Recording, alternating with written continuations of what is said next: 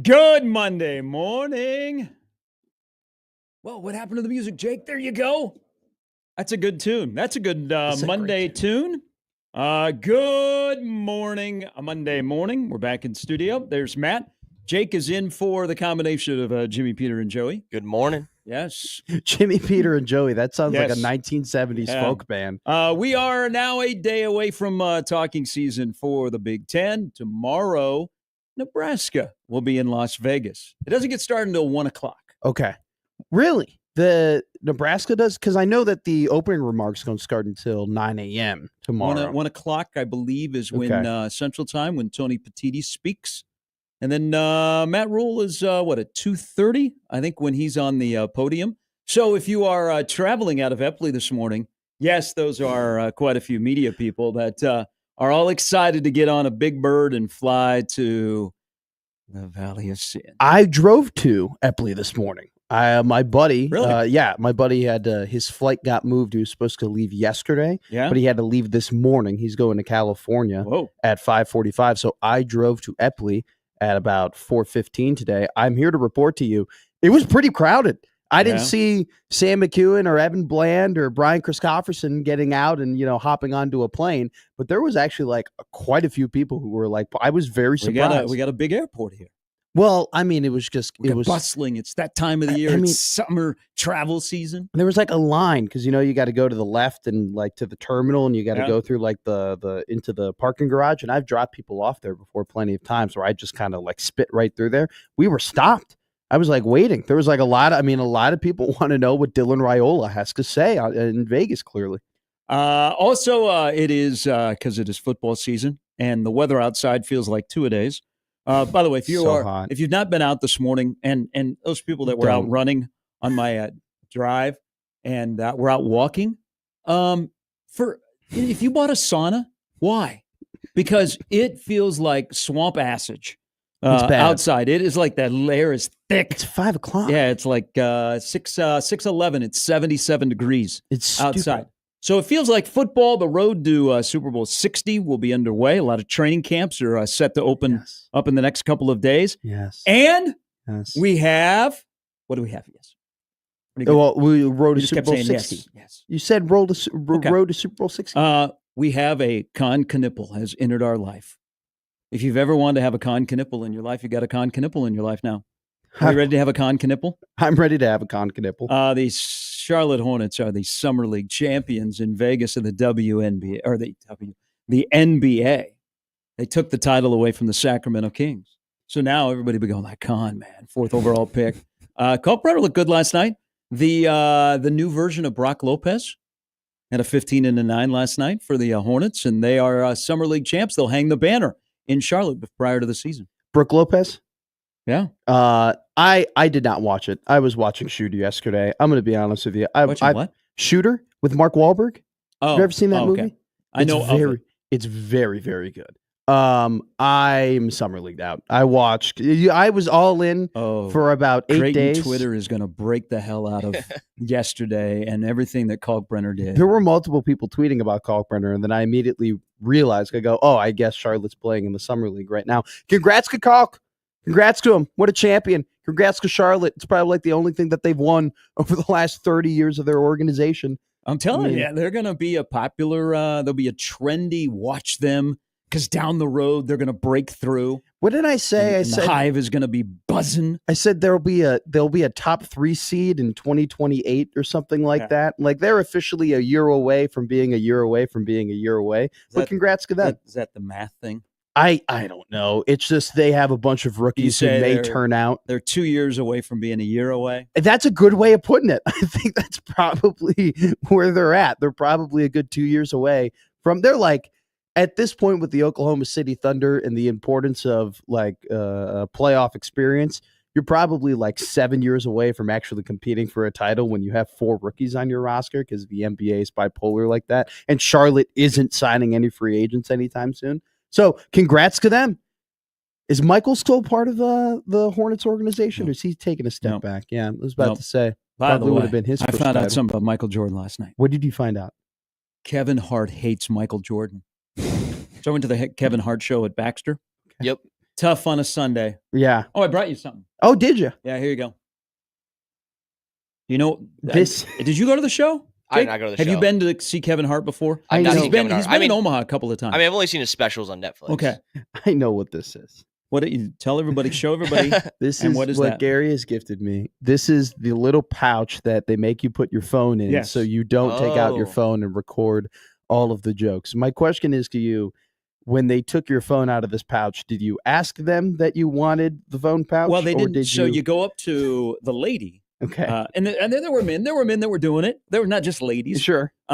So the first time I ever experienced that you had to give up your phone is the first time that I saw Kevin Hart. Okay. And so I was like, I should have worn like a regular watch. Okay. But last night he was at Baxter. It was a rescheduled show. Kevin Hart on a Sunday night. I'm going to be honest with you. I had no clue he was in town. Yeah, they rescheduled it. It was supposed to happen during the College World Series, but they rescheduled it for last night.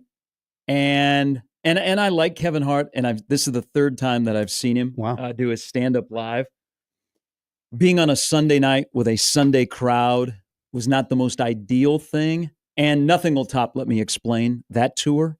But the first time I ever went to a Kevin Hart concert, you got to put your phone in that. And at first it was like, whoa, whoa, whoa, whoa. And then yesterday, first of all, it was so friggin' hot outside standing in line to get in the building. I was like, somebody's going to pass out. But, you put your phone in there. Yeah. And they're like, okay. And then you don't know what time it is. Like they were a little bit delayed. Like Kevin Hart's thing is he always hits the stage at 8:30 and his set is exactly 60 minutes. But he has 3 warm-up acts. Okay. The Plastic Cup Boys, who are extremely popular and have been with him for a long time, they come and warm up the crowd. And they were really, really good. Kevin Hart was good, but not as good as he's been in the past. Mm-hmm. But when I was leaving, everybody is like rushing to make sure that, you get your phone as soon as possible. And outside of the arena, they do that, unlock it. Yeah. I didn't know what to do with that.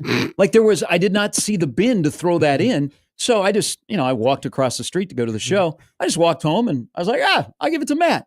That's my memory of the Kevin Hart concert last night at Baxter Arena for you. How do you feel that your phone is extra large? How do you feel about that? Well, to be fair, they were all that size. They were okay. Yeah, I didn't know if they had different sizes and they were like, oh no, this is a fatty. We need an XL.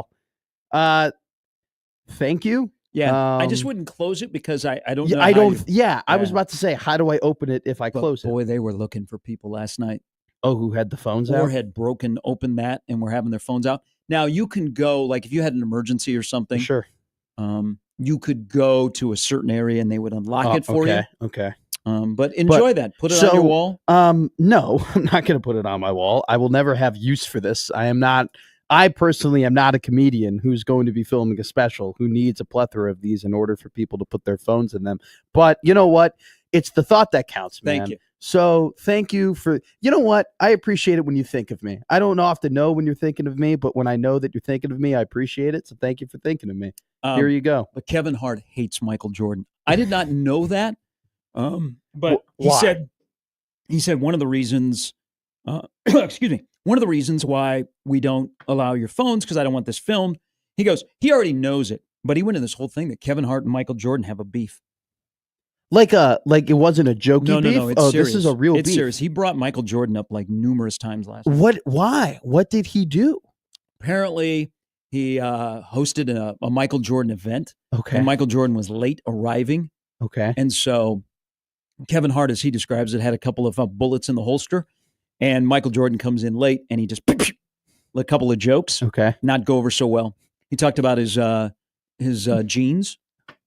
And he also talked about there is nobody on this earth that has bigger pockets in the back of their jeans than Michael Jordan. Okay. So he went after him. Okay. And he was like, oh yeah. He goes, this is why we do not have phones in here. But he goes, he's eventually going to see this because it'll end up, because they were filming for his next special last night. But it was tough last night. It was a Sunday crowd. It was a good crowd, but the people weren't liquored up. And did he acknowledge? Okay. Did he acknowledge that it wasn't the best crowd, or that it was a Sunday, or anything like that? That would be that'd be death to Shorty. I mean, did Baxter sell out? No, the pretty good crowd there though. I don't know.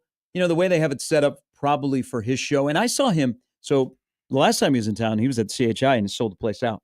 I would say 5 to 6 last night. And they cut off part of the arena to set up the stage. Has he fallen off? Is he taking a step back? There was a moment in time where he was like on the plane of Eddie Murphy. That he was. Was he in your tier? Yeah, I mean, yeah. A? I mean, he was. Yes, he was. We need to go back and listen to the tape. Was he in tier A back in the day? He was in tier A. He still is in tier A because of the incredible work that he's done. And he's Kevin Hart, and he's more than just a comedian now. But I feel like I immediately told you when you said that he was going to be at Baxter, I was like, why?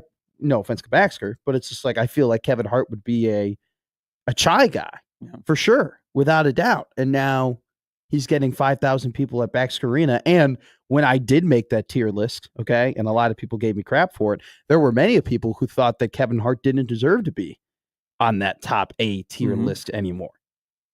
I think he is on this tour. So this tour and his stand-up last night has a lot to do with his age now. He's 46. So he talked about being older. Sure. Like when I saw him 10 years ago and he was at the Orpheum or the Holland, he was younger and he hadn't, now he's got a family and kids and stuff. So he was a little bit more out there. Last night, he was more of like being an adult and a little bit older. Sure. It was good. I mean, he's funny. He's a great storyteller. He can take a joke from A to Z pretty good and not miss any of the in-between. It's just, I think being a stand-up for that level on a Sunday night is really, really tough. But, there was nothing they could do. They rescheduled it. They had some stuff going on, I think, inside of the arena when they were putting up the new video board, which that might be my biggest takeaway from last night, is the new video board at Baxter Arena is ginormous. Okay. It looks awesome. State outline? No. That state, I don't know how I would describe that state because it's just a wraparound board. Okay. Yeah. I don't know, man. I loved like Kevin Hart Laugh at My Pain was one of like the greatest specials that I ever watched. And I think that and you kind of alluded to it.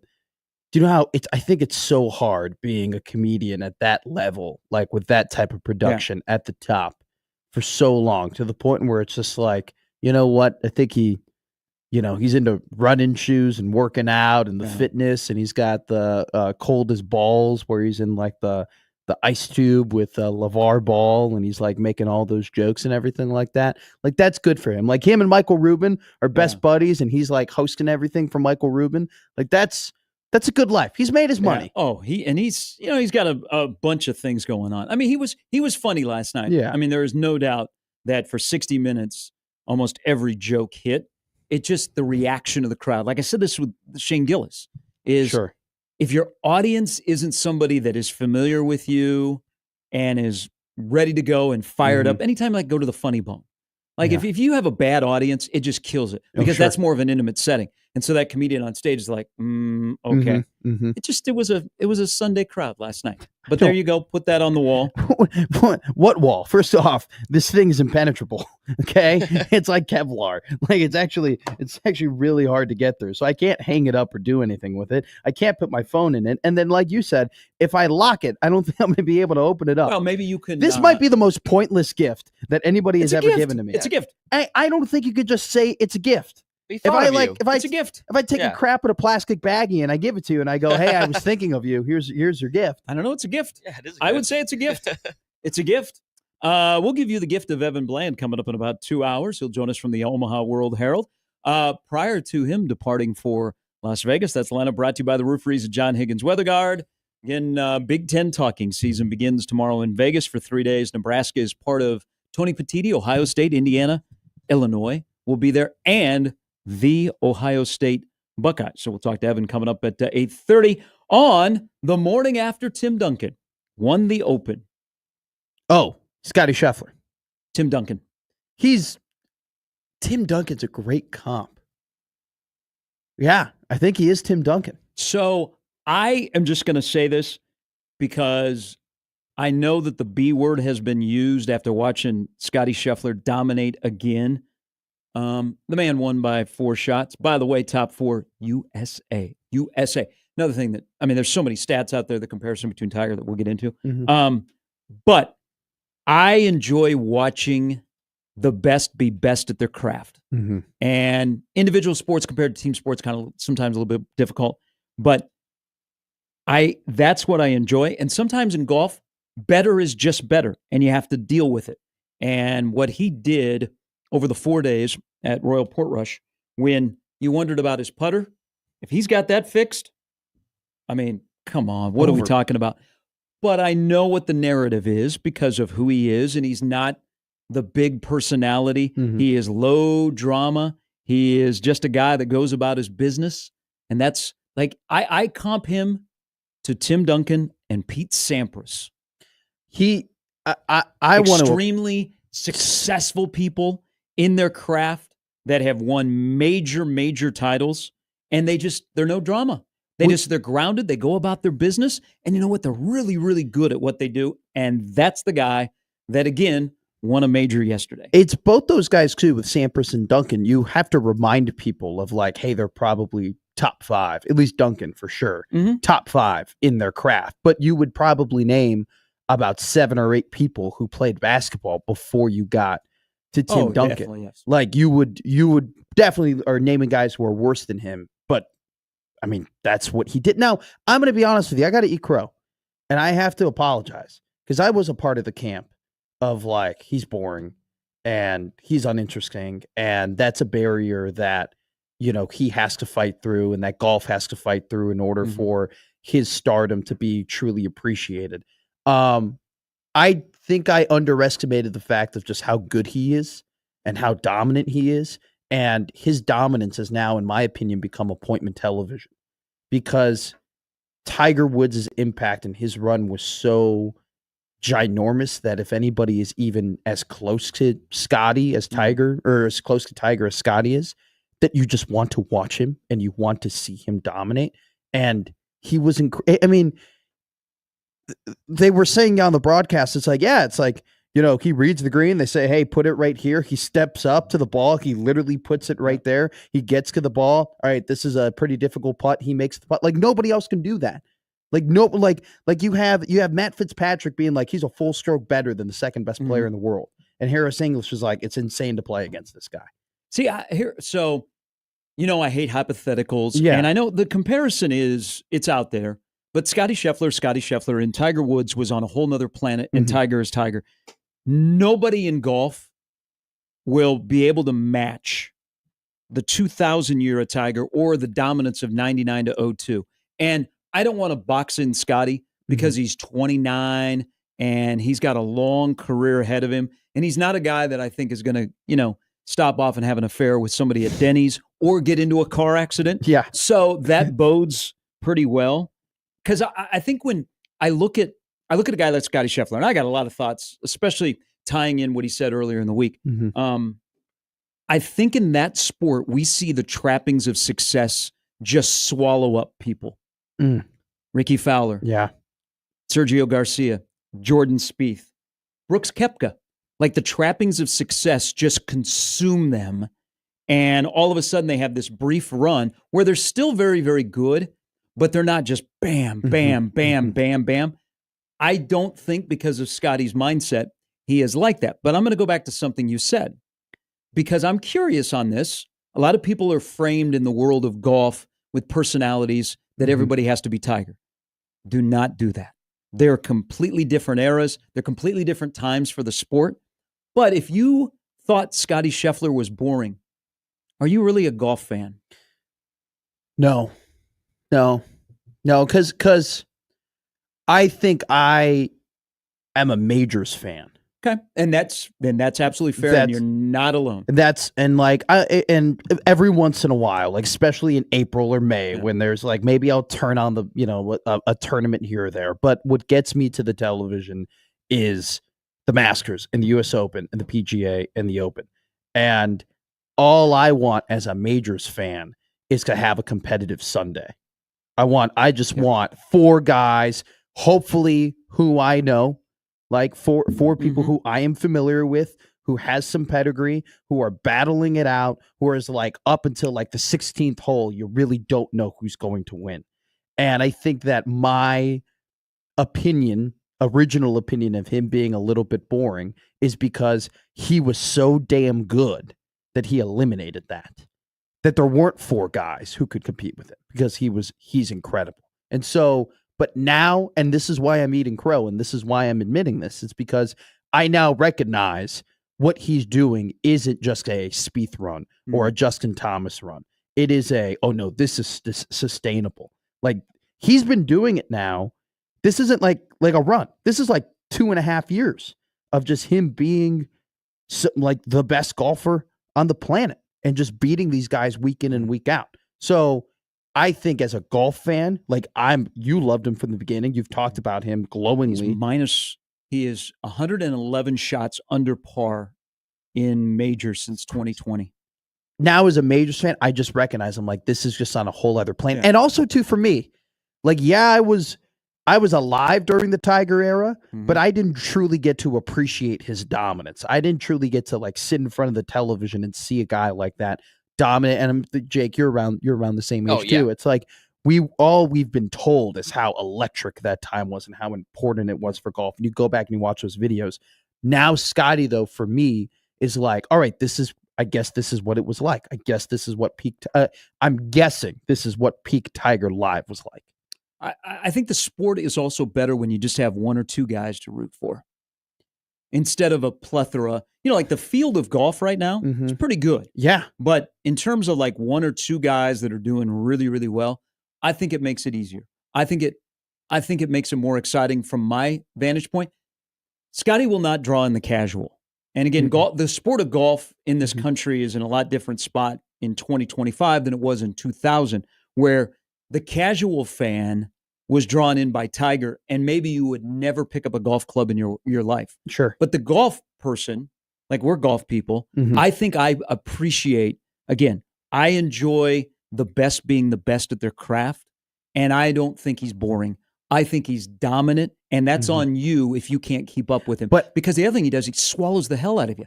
Like I woke up yesterday and I'm like, okay, this is gonna be fun. Be able to watch the Open. I love Scottie. I'm going to see him dominate. He doesn't give up. He is if you want to make a little Tiger comparison, he has now won 10 straight tournaments in which he has led after 54 holes. Now, Tiger did that 36 times. So we're a ways away from that. But think about if you're trying to chase him, shows his greatness is if you walk off the course on Saturday and Scottie Scheffler has the lead, good luck. And then he starts like he did yesterday and you're like, okay. Well, I think everybody knew Bring me a pint. Everybody knew they were in trouble after he hit 3 of 14 fairways on day 1 and was still in the top 10 and still in contention. And it's like the guy literally couldn't get off the tee. Yet if his putters continues to play this well, it's going to be a landslide. But like even thinking back to the second day of the Masters on that Friday, where he was out there in the afternoon and the weather in Georgia was not that great. And that day kind of wiped him out a little bit in contention. But like he still was playing bad golf and was like 2 under in that round. Yeah. Like he still was very competitive and it was like, oh, Scottie isn't himself. And yet he's sitting 14th place. Like that is the skill gap at this point between him and just everybody else. But man, I thought Full Swing was great because it encapsulated kind of the point that you made in that Netflix doc when they did the Brooks Koepka episode for Full Swing. And just seeing how he was like, man, I'm out of it. Like, I am not what I was. Like, I don't know what's going on. I was so dominant. I was winning these tournaments. I was playing. And now I don't know where I am. The fact that it just seems like he's been able to be immune to that and not fall into that when even like Rory fell into that. Rory until like literally 3 months ago you could make an argument was just a run. He made a really good run of majors back in 2014 and whatnot. And then since then he's just been a great golfer, obviously. But the fact that he's incredible. He's incredible. And I think his son is awesome. Yeah, that's the thing about seeing Bennett. You probably have seen Bennett more than you've seen your nieces and nephews. It's like Sunday, and hey, there's the Schefflers. Yeah. So, It is like the kid has kind of like started to grow. He's like in a like growth spurt. If you go back to the PGA, isn't that kind of cool that you're seeing the kid grow up because his dad just keeps winning? And then there was the picture of him looking all confused, like, "Why is this so special? We do this every Sunday." Well, or he'll have the memory of people were cheering, and then as they were watching him walk on the green. You think he'll have the memory? He's going to have a lot of stuff. And, probably in 5 years, we'll hear about him swinging a golf club. Or dad will be like, don't even. It's got to be baseball. Go baseball or tennis, kid. Isn't that's got to be so hard if like Scottie Scheffler was your coach? It's almost as if like if Lionel Messi was your soccer coach, where it's like Messi would just be like, why didn't you dribble by him? Why didn't you run by him? I mean, we've got Tiger's kid. Yeah, that is true. I mean, we're going to see the evolution of Charlie here as he now goes into his upper teens. Wouldn't that be incredible if the next guy to compete against Scottie Scheffler is by the way, this is completely casual golf guy over here saying this. By the way, like, Kevin Hart hates Tiger Jordan's Woods kids too. Well, those guys aren't the best people either. He goes, I got 4 kids. He goes, you in my role, he goes, you can't go 0 for 4. You can't be like Jordan who went 0 for 2. He really hates Michael Jordan that much? Yeah. Like, is Kevin Hart a Bron guy? I think he's friends with Bron. I don't know if he's fully a part of the posse. Man, that was his first joke. He went all in on Michael Jordan. How many Michael Jordan jokes were there? He had a whole little like window of a Jordan story. Maybe I actually do think that's so smart and probably an incredible way back to like super mega relevancy is like if in his next special when it comes out. I mean, it would be probably like a Today Show thing. Kevin Hart absolutely roasts and ridicules Michael Jordan in latest special, reveals that the NBA Hall of Famer showed up late to an event that he did jokes at and didn't like what he said about him. Coming up next. Like that'd be top of the line news if Kevin Hart was just absolutely ridiculing MJ. It must be pretty well known in the circles because he knows that this is going to get out in terms of like video. So he's like, everybody already knows that we got beef. Not yesterday. Because you had one of these suckers on. That's right. I still am trying to figure. You know what? Maybe I should just re-gift this to somebody and see where it ends up. Like, hey, here you go. That'd be good. All right, we're off and running. A little bit later, Evan Bland. Some point today, the Big Ten will send out that little goofy email about players to watch, and Doug Lesmerises will send out a media poll. Will Nebraska be in the top 9? The top 9 preseason poll, the kind of unofficial official poll put out by Big Ten Media today. And if they're not, they're already not going to have anybody on first or second team. Yeah. Or first team defense offense. They'll be 9th. All right, we'll get into that because tomorrow is talking season in Vegas. Also, if you're a fan of college football news, you will not be a fan of what they think Nebraska will do this year. All of that and much more to come. There's Jake in for Jimmy and Peter. There is Matt in for himself. I'm Gary in for myself as well. It's Gary and Matt on 1620 The Zone.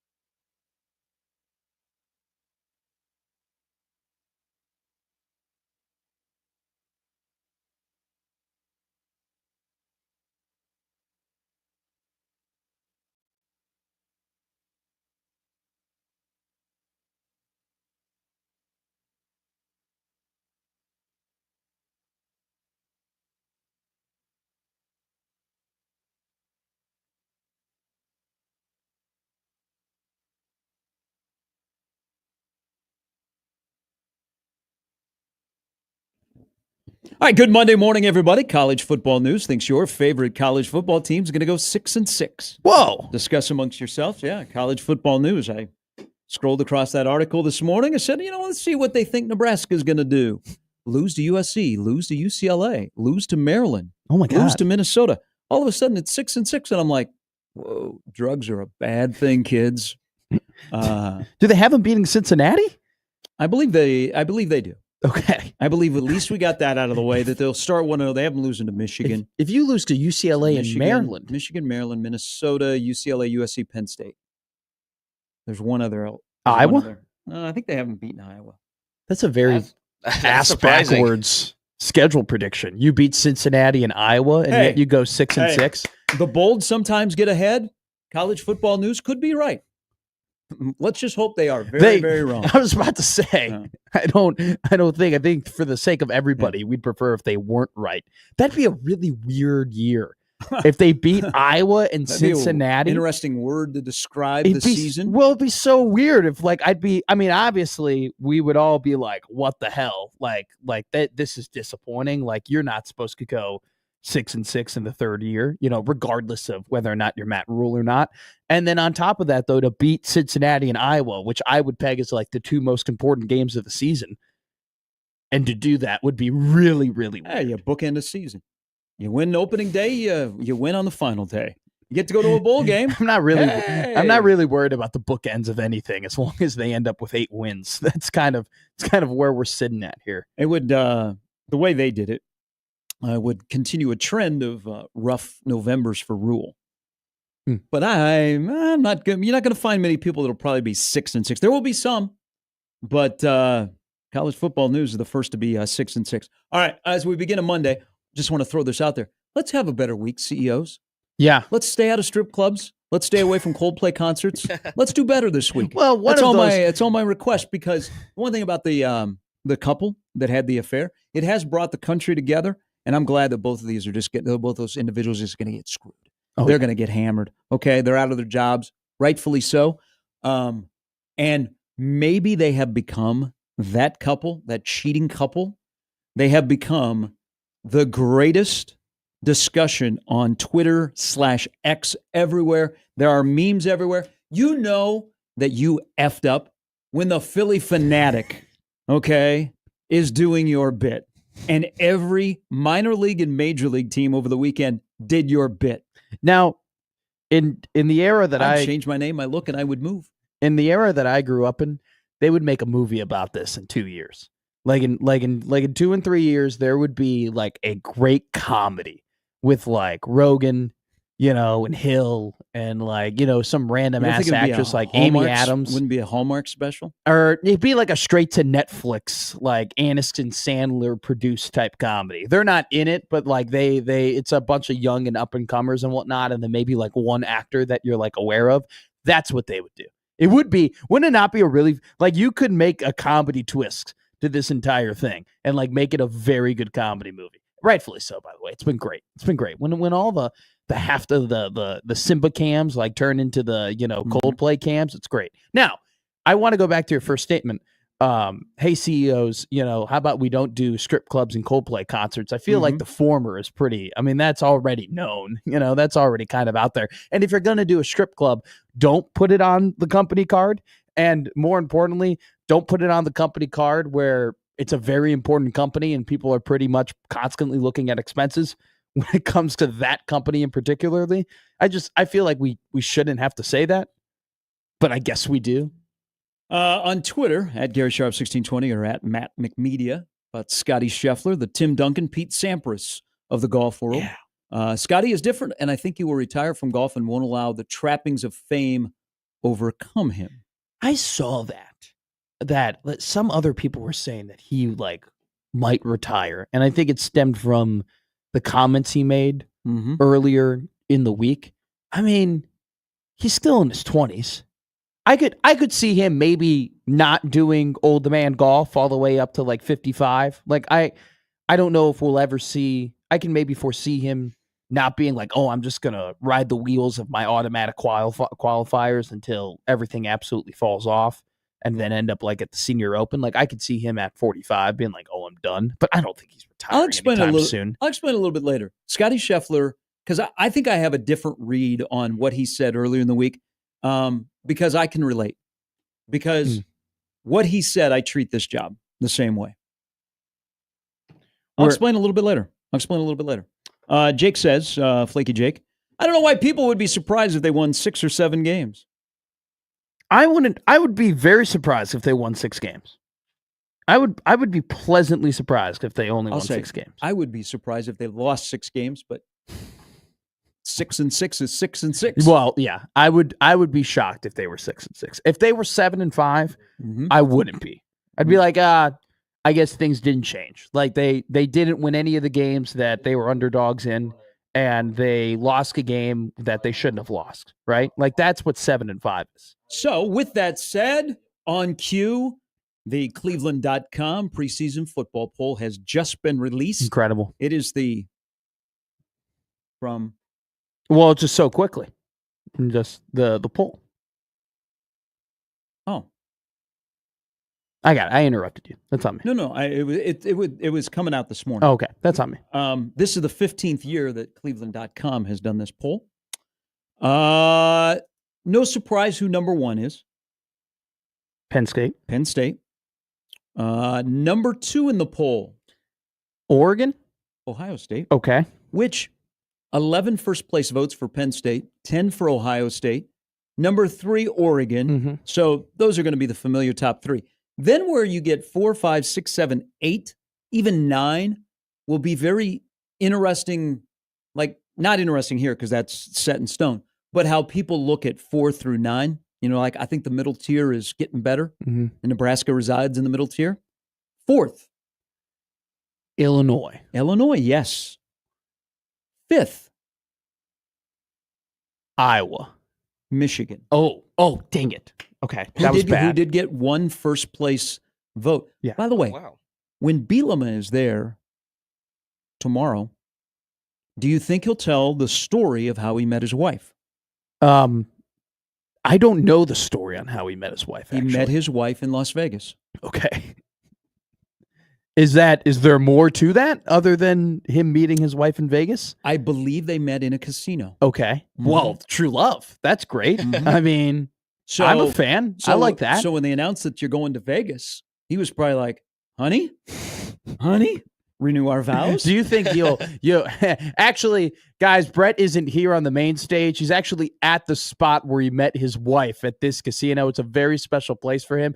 That's where he'll be doing his interview. So he'll be at the craps table, and you can just ask him, how does he think he's going to recover without Pat Bryant on his team this year?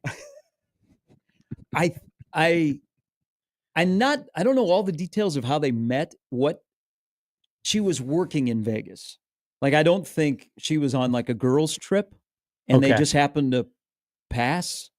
Oh, she was. I think she had a job in Vegas. Okay. Yeah. And she was like, the hotel, bellhop or, the bartender or whatever. Can you imagine that, by the way? Interesting combo. You're sitting, Brett's sitting there, hey, Brett, how do you guys think, how do you think you're going to do without Sakari Franklin this year? I think we got a really good team. Hey, 1 second. Pressure on the 6. And then move that to the 10, and then let's do 35 on Snake Eyes. Yeah, like I was saying, getting Gabe back, I mean, for this defensive line is absolutely incredible. All right, 1 second, I got to roll. It'd be great. Number 6. Indiana. Correcto. Okay. Number 7. Iowa. Tough spot. But you said number 7, like I feel like it might be Nebraska, but it should be Iowa. It is Iowa. Okay. Number 8 in the Cleveland.com preseason poll released in the last 5 minutes. Got to be Nebraska now, right? You know what, Jake? What? It's Minnesota. Oh, Minnesota. Watch. Jake, good call. Attaboy, Jake. Nebraska is 8. Yes, I got there. Number 9. Then I'll go Minnesota. I think Minnesota. USC. Ooh. USC. Oh, yeah. Okay. Yeah. Washington is 10. Minnesota, Wisconsin, Michigan State, Rutgers, UCLA, Maryland, Northwestern, Purdue. That is the Cleveland.com top 18 in the Big Ten. They also asked voters this year how many teams the Big Ten would put in the 12-team college football playoff. Penn State made all but one ballot. Ohio State, Oregon made all but two. Every ballot featured Ohio State making it, while all but one featured Oregon, Illinois, Michigan were both featured on 9 ballots. One featured Indiana. 5 teams got 2 votes. 4 got 12. 3 got 10. Penn State is the 5th different team to be picked as the Big Ten favorite. Michigan, Michigan State, Nebraska, Ohio State. This is the first time, though, since 2014 in this poll that either Ohio State or Michigan have not been the favorite. Okay. You reading that poll made me realize just how big the drop off is from the middle tier to the bottom tier. It's like the cliff. I mean, the hanging cliff there from when you go from like Washington to Rutgers is insane. Yeah. Like that jump is crazy. And then somehow there's an even bigger jump between when you go from Michigan State to Maryland and Northwestern and Purdue. I mean, it's like there's 9 competitive teams in this league, and then the rest are just pretty bad. Like pretty bad in general. Like just not in a good spot. Remember the days when Nebraska joined the Big Ten and people thought, here come the Huskers. 2011 was the year that they were the preseason favorite, which is crazy.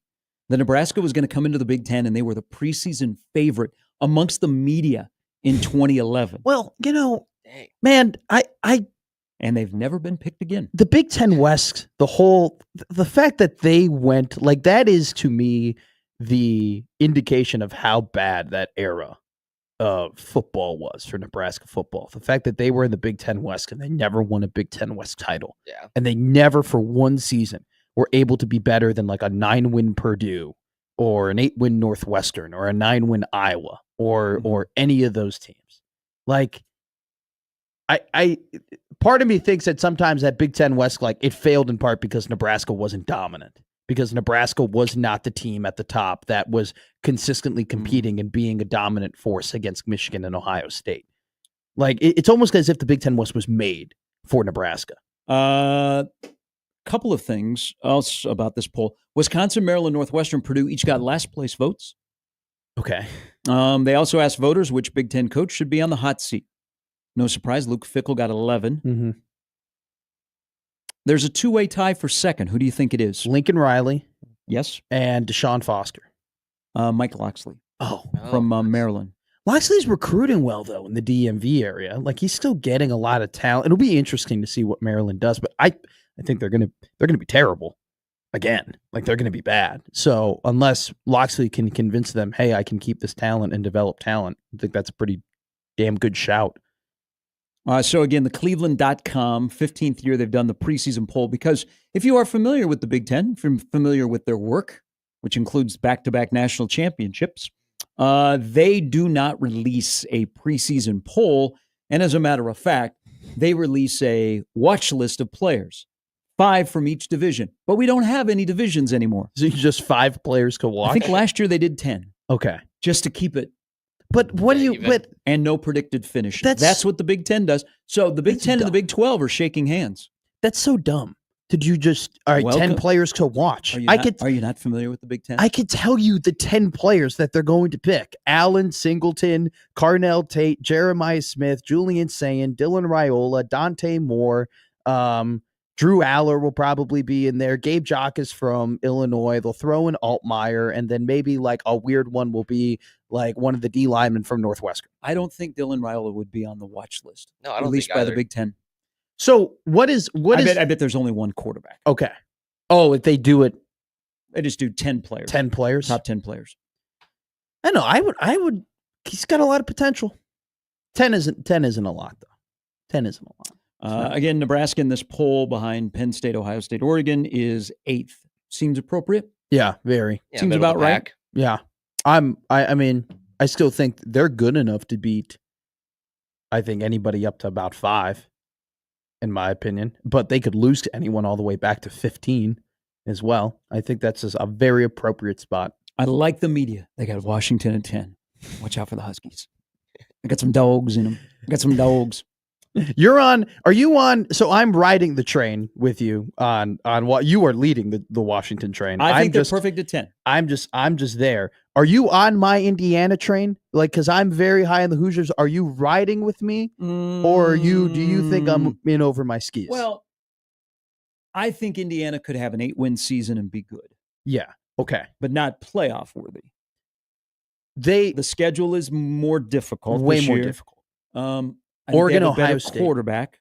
Yeah. I think they could win 8, and I would go, you know what? I have a pretty good year for Indiana. Now, people will go, oh, what a drop-off. I don't know. I look at the past history of Indiana. What Cignetti would have won 18 or 19 games in 2 years. Yeah. If they're saying what a drop-off, they clearly aren't. They do not know the history of Indiana football and the fact that they've never had back-to-back 9-win seasons in team history. Absolutely insane. All right. James Franklin, you're on the clock. Cleveland.com and the rest of the Big Ten has put their hopes on you. It's funny, they'll be the preseason one, but how many people go, I don't know if they're going to win a national championship? Not a lot. I think it'd kind of be a hot take to say that Penn State is going to win the national championship. Was that I don't know a Matt McMaster impression, by the way? No. I do that a lot. I don't know. I don't know, man. All right, a little bit later. That was a little Gruden in there. A little bit later, coming up, Evan Bland from the World Herald before he hops on the Big Bird and goes to Vegas with everybody else in media in the state of Nebraska that'll be out there to deliver everything you've ever wanted to know about this year's Nebraska team. And to reiterate the point of its football season, and let's break down pictures of guys. Dudes in shorts and shirts. We'll do that when we come back on 1620 The Zone.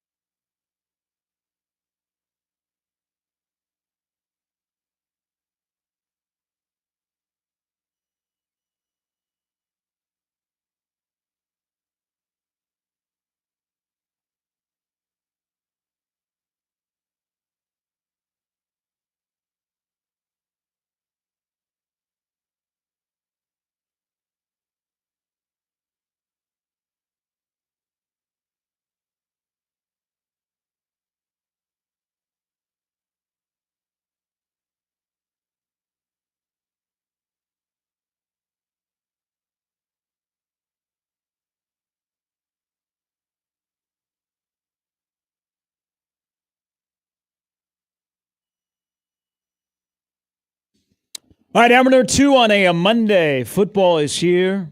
I see friends of mine that work at radio stations around the country and NFL markets are at training camp. Guys from Dallas are already out in Oxnard for the start of training camp on Micah Parsons' watch. Will Micah Parsons show up today?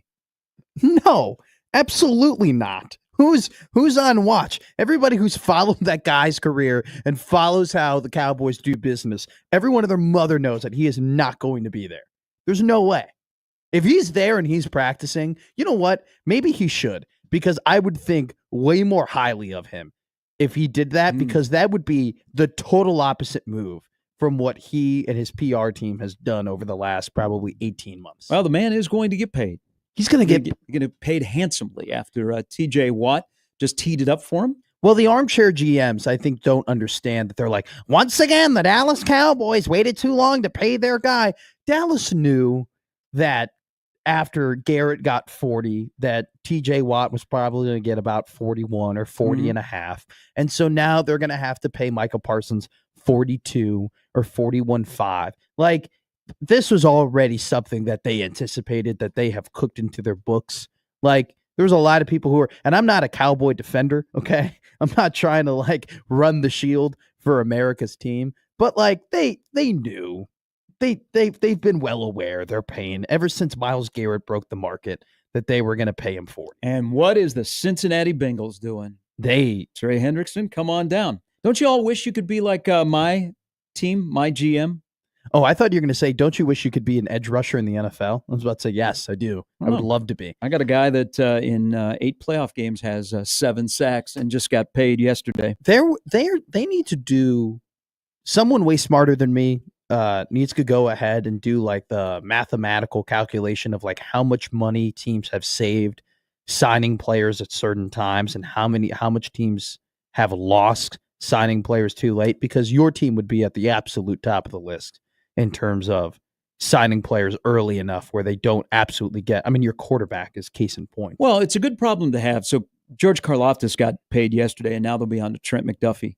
But I think the McDuffie market for his position group, that number is set. Mm-hmm. The edge rushing market just continues to grow. So acting early. Plus, the Chiefs made a mistake with Jared Allen.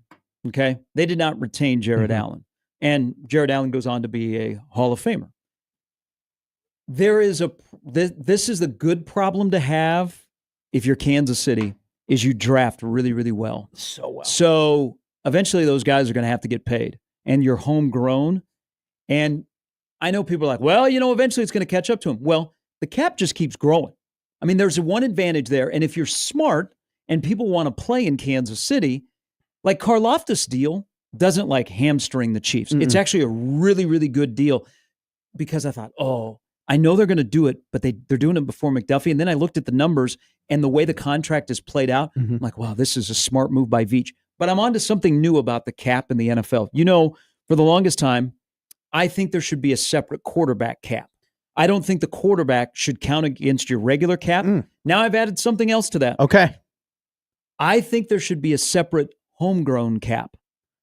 So because teams that draft well and smart and they get in their organization and they play, they should be able to have means to keep them.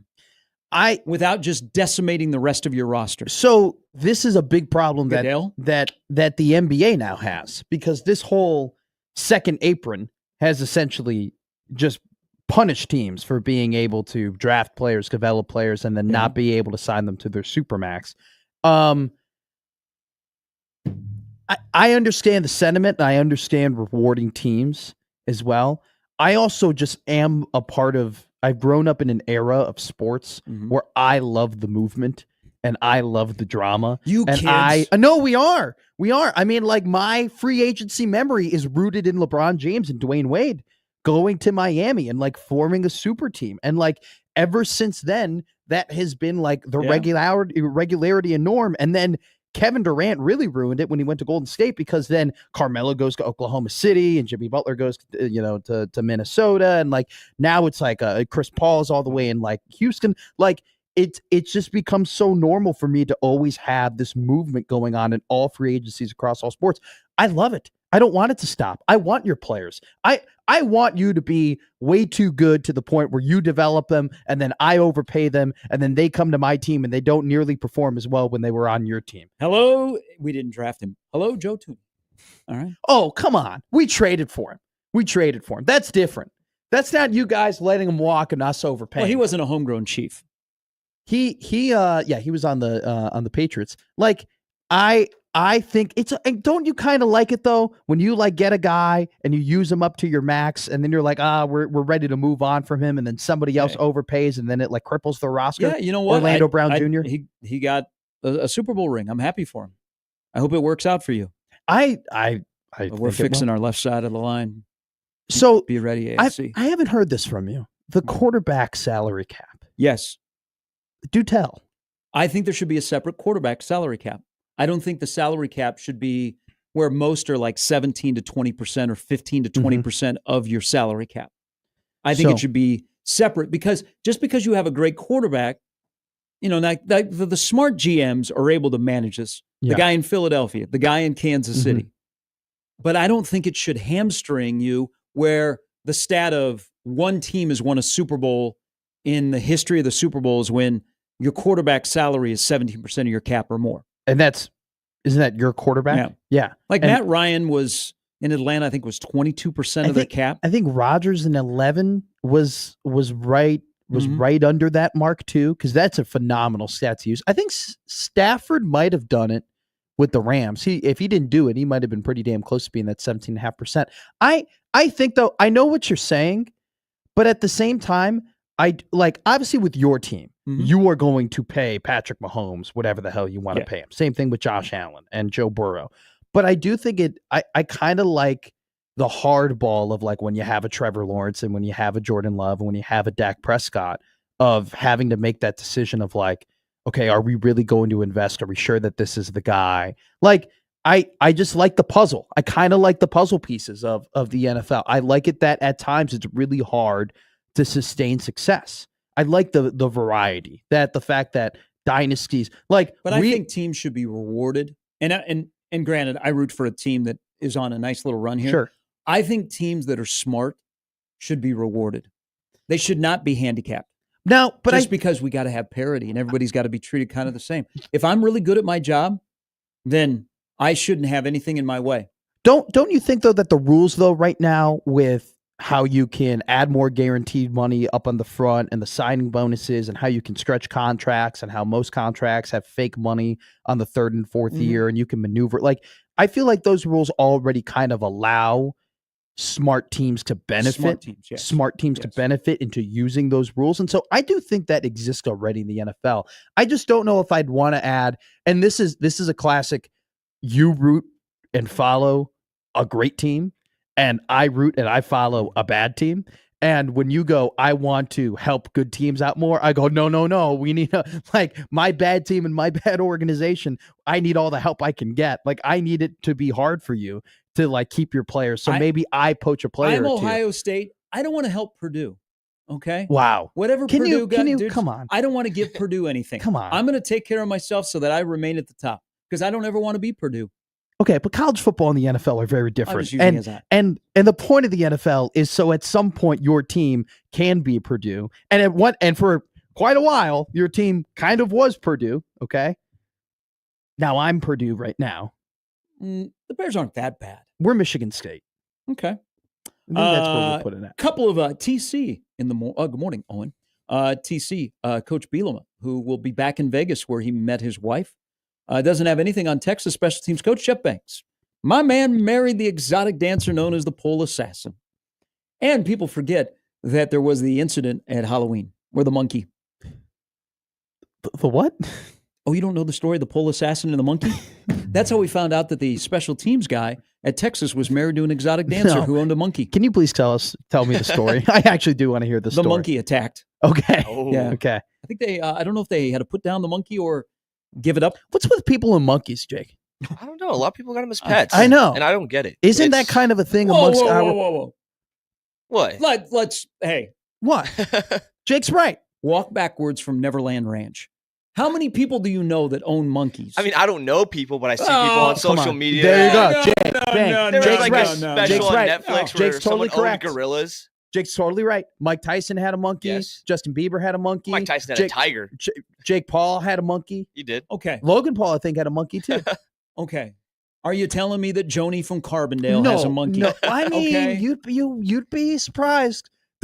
Jake, are there not videos on social media of just like random ass people walking around like Yes. holding an orangutan? There's so Like, many this people that is- have monkeys as pets. Yeah. It's Yeah, a crazy it was a thing. movie. Clint Eastwood was in it. It was back in the 70s. They name him like, Paco or Coco or like, some like, fun names like that. And that's like their monkey. You guys make it sound like We're everybody not. has a monkey. There's a lot of people No, own pe- monkeys. How many people you think in Omaha Do you know- own a monkey? Okay, real quick. Well, I know a lot. I think there's more people that own backyard chickens in Omaha than own monkeys. no crap. But like Just with, saying. with the I like my first off, my argument. First better. off, should anybody own a monkey? That's the point. No. Exactly. No. So therefore, because nobody should own a You monkey, guys are promoting too many owning people monkeys. own monkeys. I'm not promoting owning a monkey. I'm doing the You opposite. just said everybody owns a monkey. No, No, I I said don't that own a there are a monkey. lot of people, and there are way too many people who own monkeys. Yes. By the way, should we have a discussion about if you're a single guy and you own a cat? Hey, That's fine. whoa. cat's a What domesticated conversation? animal. What conversation are This we was having? one of Supposed to be. one of the comedians last night had this Oh. great thing about, you know what? Can we talk about, first of all, blowing on your food? Men, stop. And then he said, Whoa. what if you're a single guy and you own a cat?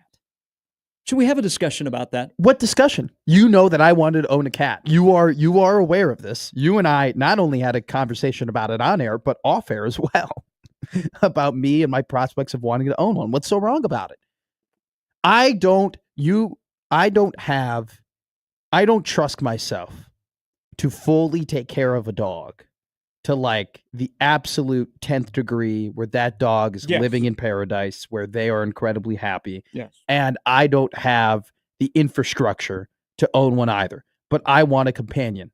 Okay. And until I found out that half my family is deathly allergic to cats, I really wanted a cat. Cats are stress free. You got a litter box. They walk around. They're kind of weird, but they love you. They show some appreciation every once in a while. They're kind of there. They're cute. I think they're cute. I don't know. I'm not opposed to cats. I used to have a cat. Girls love cats. That is true. Girls do love cats. Girls love cats. Especially orange cats.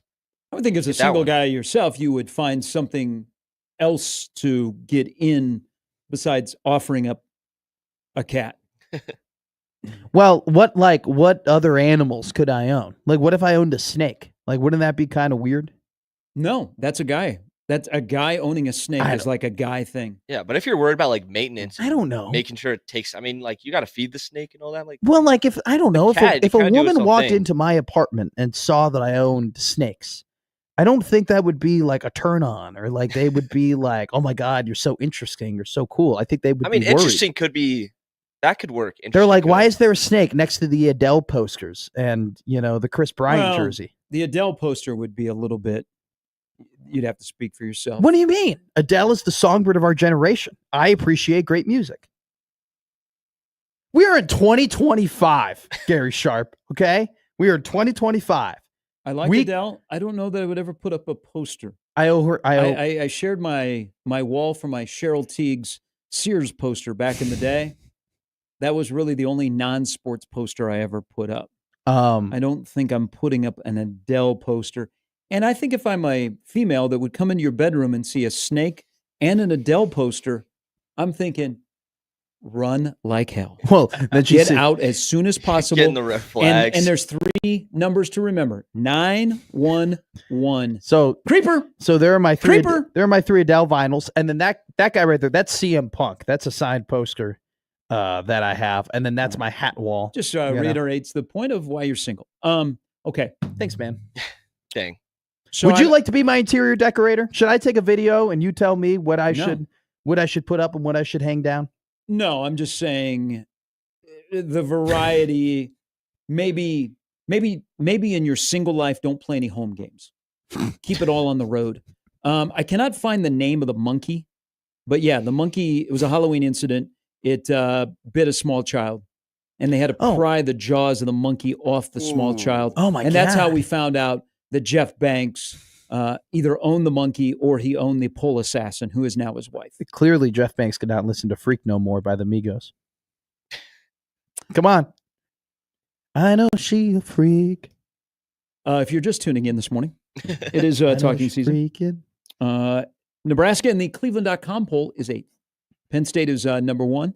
But I don't know that the people that were doing this poll, the 18 media members that represent each team in the Big Ten, had a chance to look at photos from the Nebraska football road race yesterday in Lincoln. Look at his jawline. Now, I usually don't do this. This violates all the rules that I have out there. But you know what? It does. I'm old enough that I really don't care about rules anymore.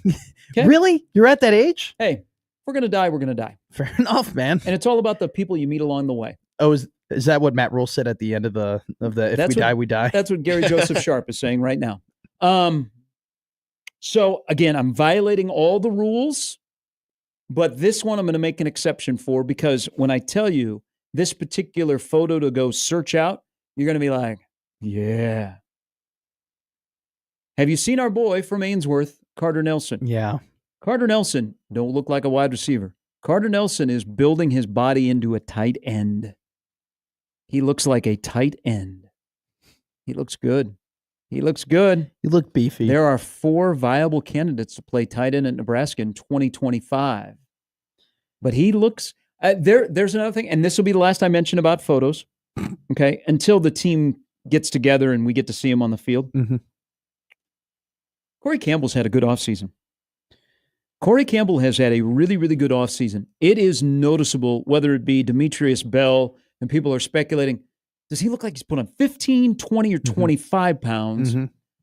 But there are some guys that have reshaped their body. Even since spring ball, I noticed, because I looked at the gallery of photos. Corey Campbell done his job this summer. I think Corey Campbell, even with his quarterback. In his first, so that's what I was going to say. His quarterback looks much better too. And like, I'm not saying that I don't need Dylan Raiola to be Casanova, but like, he can, where he's at, and is this what the whole Adele poster and owning no, thing? Okay. No, just checking. No, this is not. I see what you did there. That was good. No, it's not that. I don't need him to look like Casanova.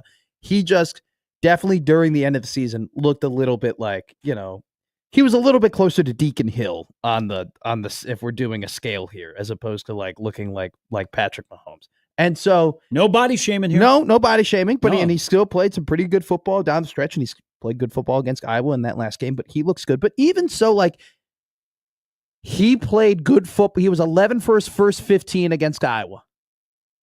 And he played a decent game against USC. And then he had the 56-17 game against Wisconsin. I know the ratio wasn't all that great. I'm giving him the benefit of the doubt.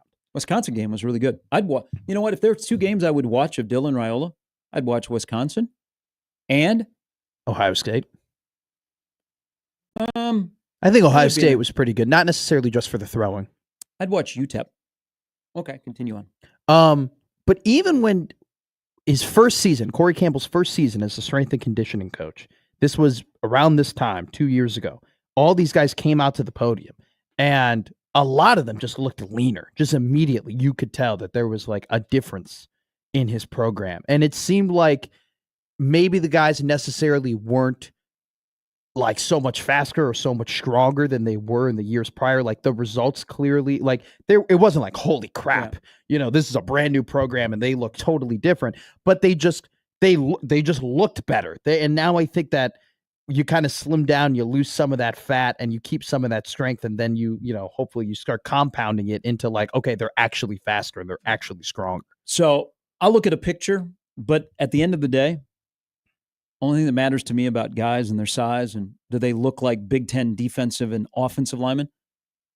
Nebraska any faster? Because Nebraska for 2 years has essentially been slow as a group.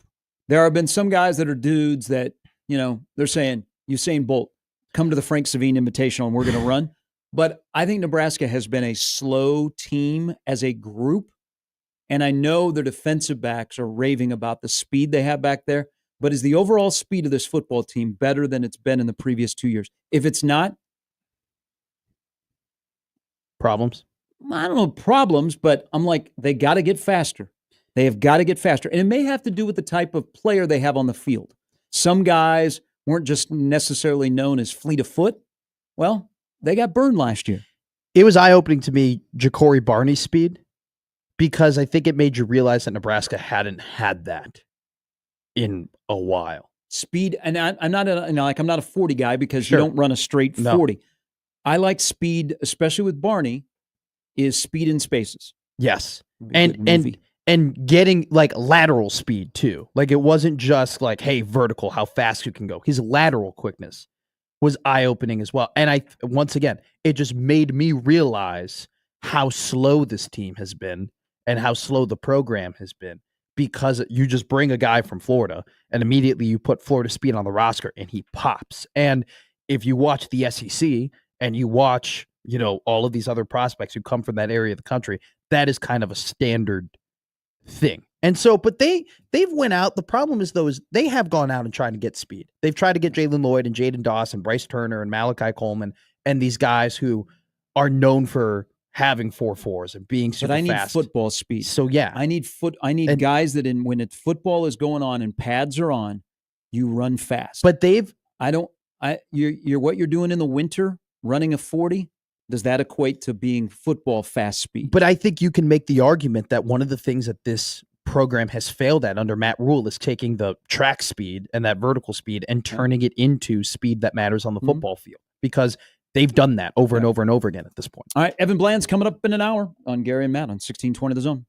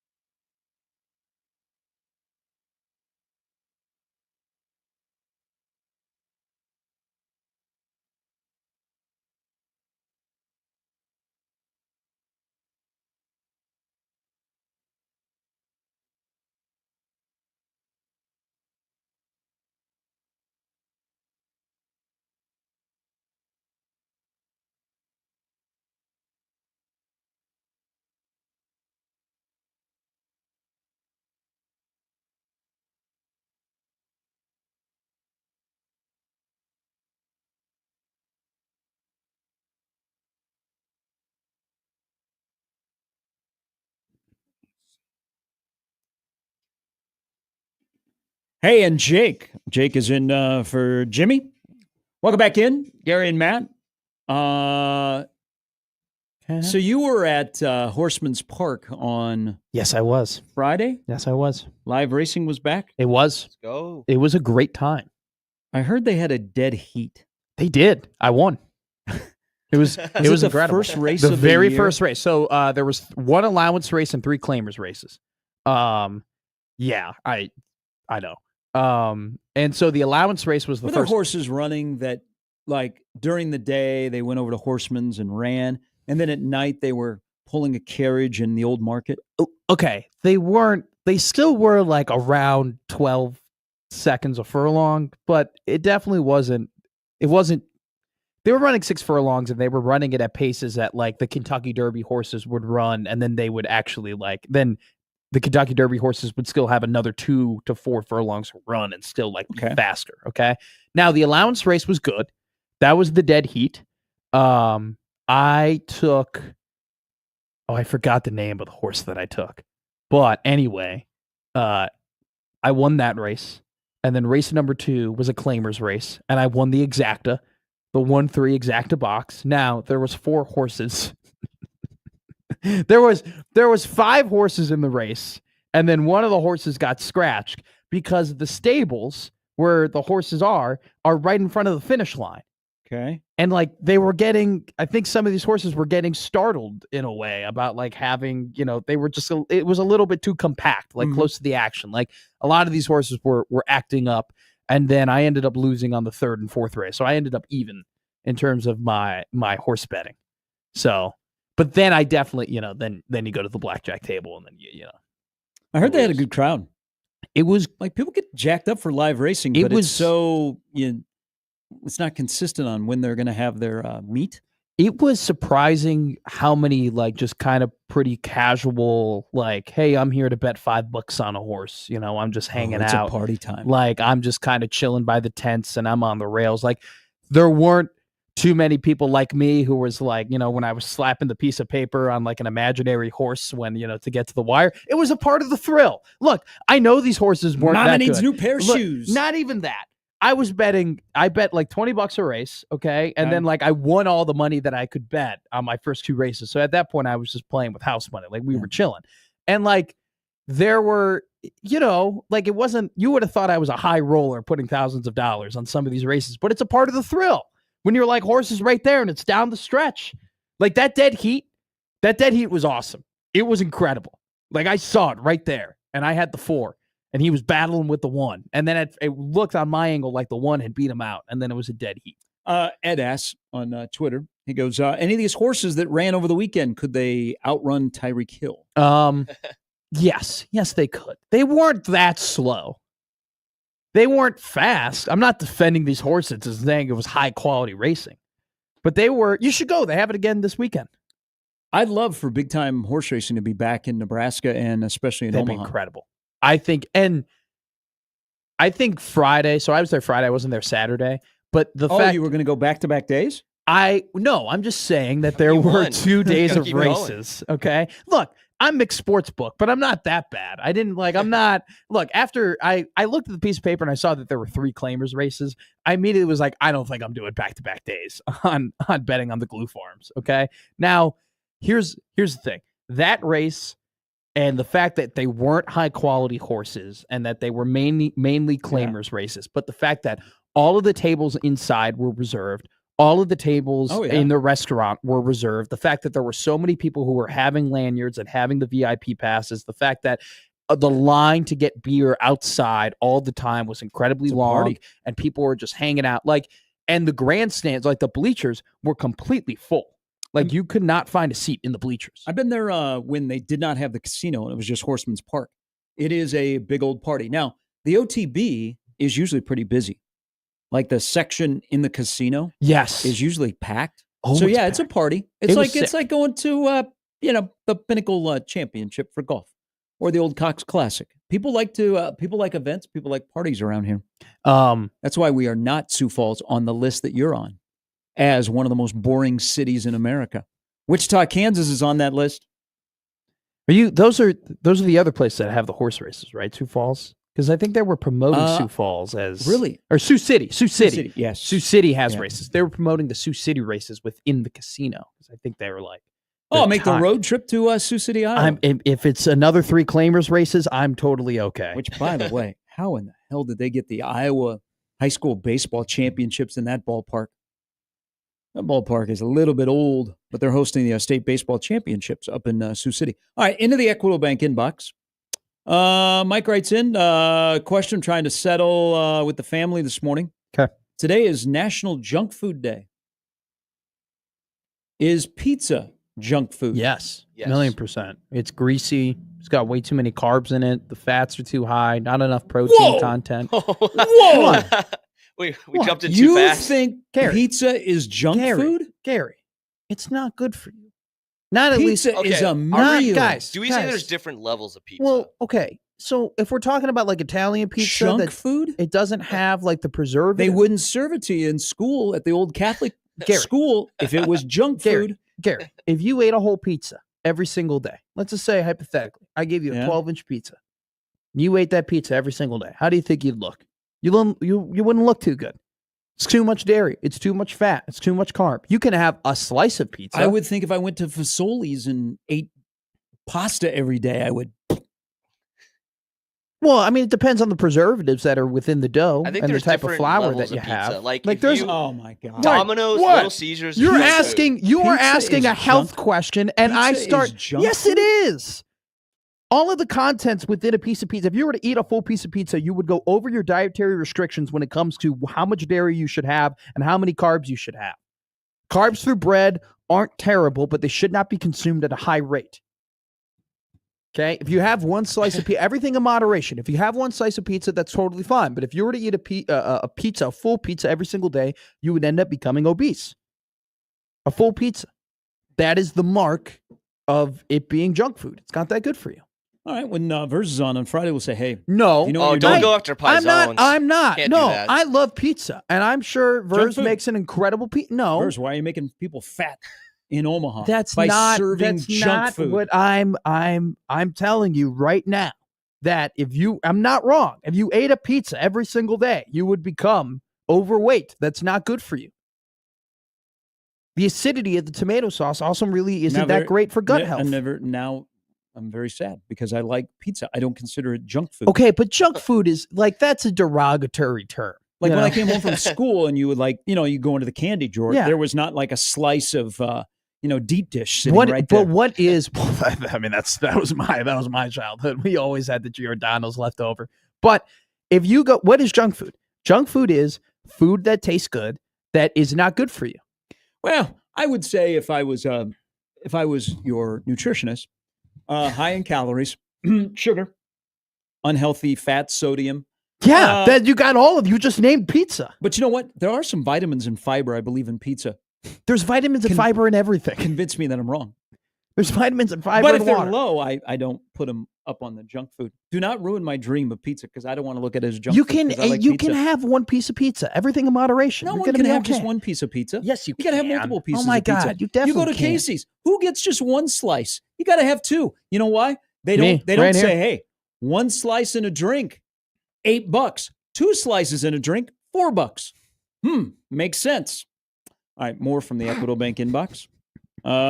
After the majors are over, which is kind of sad, I think we should go back and change the golf calendar because we do have the Ryder Cup this year. Yes. But if we did not, and I know there's that FedEx thing and they want to get everything done before the NFL season starts, but now we have no majors until Augusta. I know we moved the PGA to May. I think we got to move the PGA back to August. And I'd actually like to see him start the Ryder Cup earlier, but it would mess with the tour schedule. But we are now done with majors. And speaking of one of the majors, Tanner writes into the Equitable Bank inbox where they take banking personally. Speaking of the Masters, which Scottie has won. How about this, by the way? One side note is the last one he's chasing. You seen where the next 4 U.S. Opens are? If that's going to be to complete the career Grand Slam. Is it what? Shinnecock? Shinnecock, and the final next year will be on his 30th birthday. And then, There is Pebble Beach. okay. There is Pinehurst, and I think in between there is Winged Foot. So it goes Shinnecock, Shinnecock, Pebble Beach, Winged Foot, and then Pinehurst. That's the next 4 U.S. Opens if you're going to complete the slam for Scottie. Sick. That's not a bad place to win a U.S. Open. But the Masters, Tanner is right. The annual disappointment email should be sent out this week. If you applied for passes and you don't get them, you're going to get that email. You know what's going to... So this is my first year applying. I don't mean to sound brash. I don't mean to sound cocky. Well, that would be a first. I just have this feeling that I'm going to piss a lot of people off. And in my first go around, I'm going to end up with like practice passes or something like that. Or I'm going to end up with like, I just think that this is how it's going to go. Like I've told a lot of people that I'm applying for the first time and they've all given me the same, like, oh, okay, kid, welcome to the club. Wait in line like Yep. we all have. We wouldn't have any speaks after that because I'm 0 for 11. Would you be mad? You can be honest. Would you be a little bit mad my first time I ended up getting the Masters tickets? Well, have fun on that podcast. Chris writes in, yes, I would. I mean, I'm almost like giddy of looking forward to the rejection email. I would know how to handle You're it. going to win this year. You're going to win.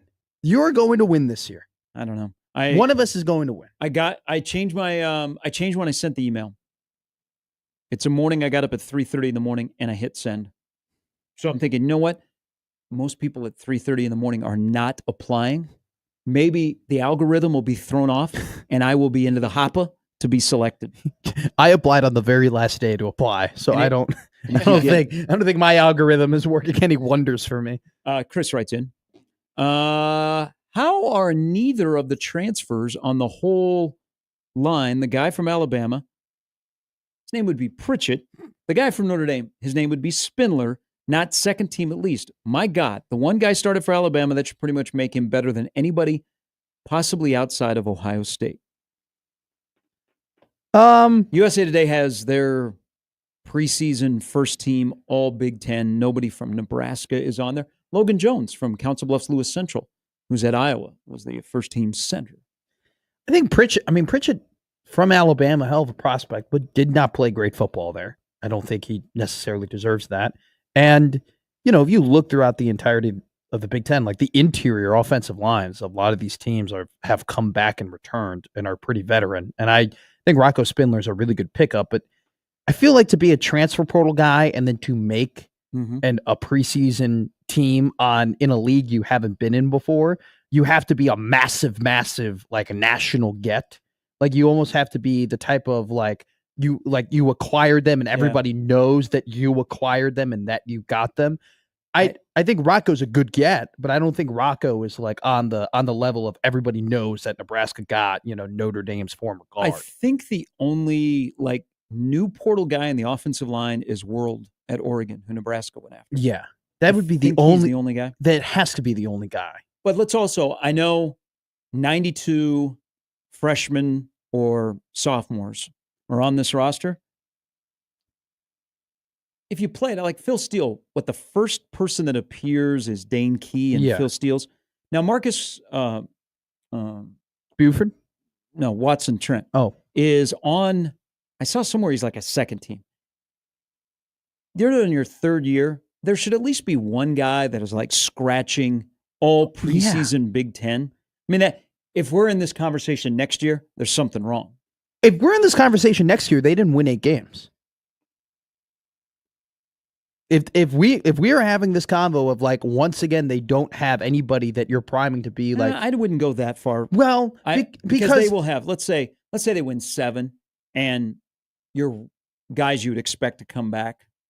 But I'm saying that if we are having the discussion of none of these guys on this current roster coming back next year is a bona fide, hey, they're a stud, and hey, we can trust them, and hey, we know that when they step on the field, we're going to have some sort of advantage, then I think that some things went wrong, and guys who are incredibly talented may not have taken steps that you thought they would have.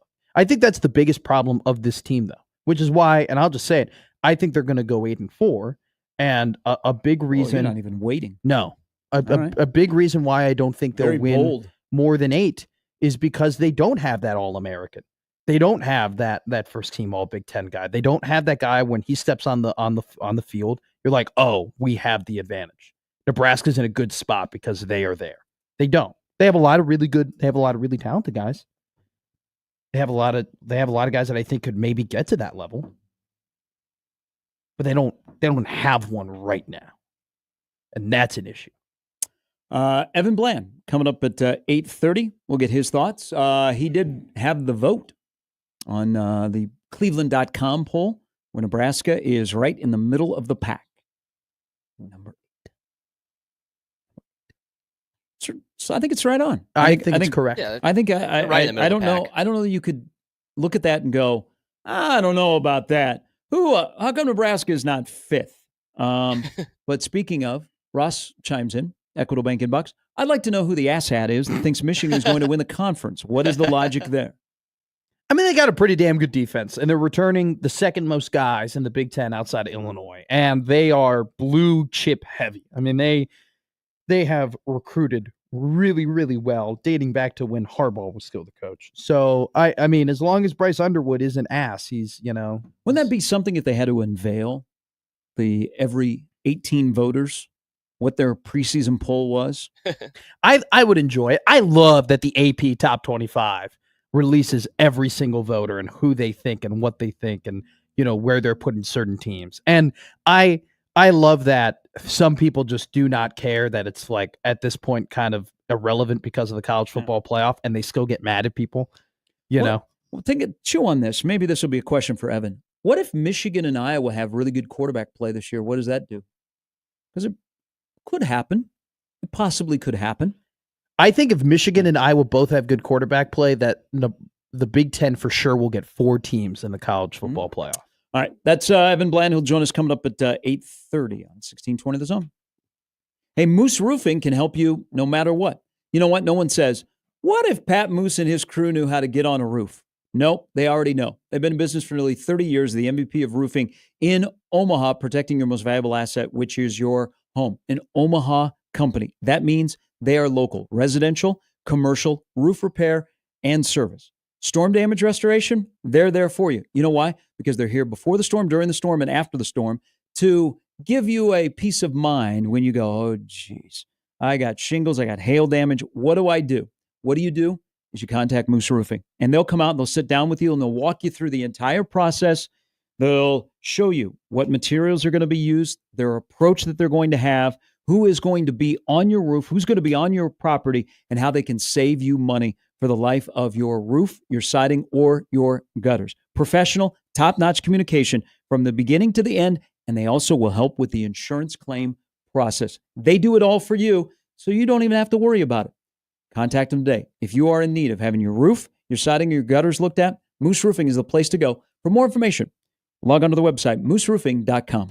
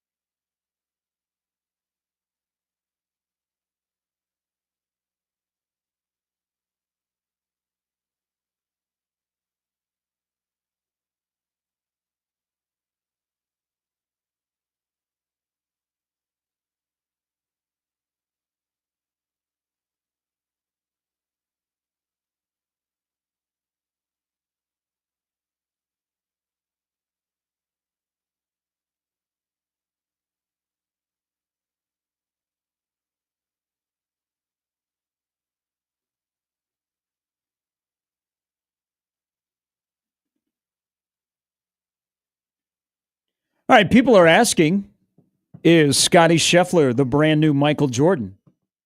Does he have beef with Kevin Hart? It was wild, man. He was talking about his back pockets, his jeans. I don't understand that joke. Is this me? I don't know. Maybe this is like a money generational thing. I've never heard of jeans and back pockets. I think Kevin Hart just wanted to include in his set a jab at Michael Jordan, having pockets as big as you could put a computer in there. He goes, I said, Michael, is that a modem in your back pocket? That's not bad. I'm surprised though. Like there is a lot of meat on the bone of Michael Jordan's sons that honestly I feel like has been a little bit of like sport taboo to really dive into because you don't want to offend Jordan and the Jordan legacy and whatnot.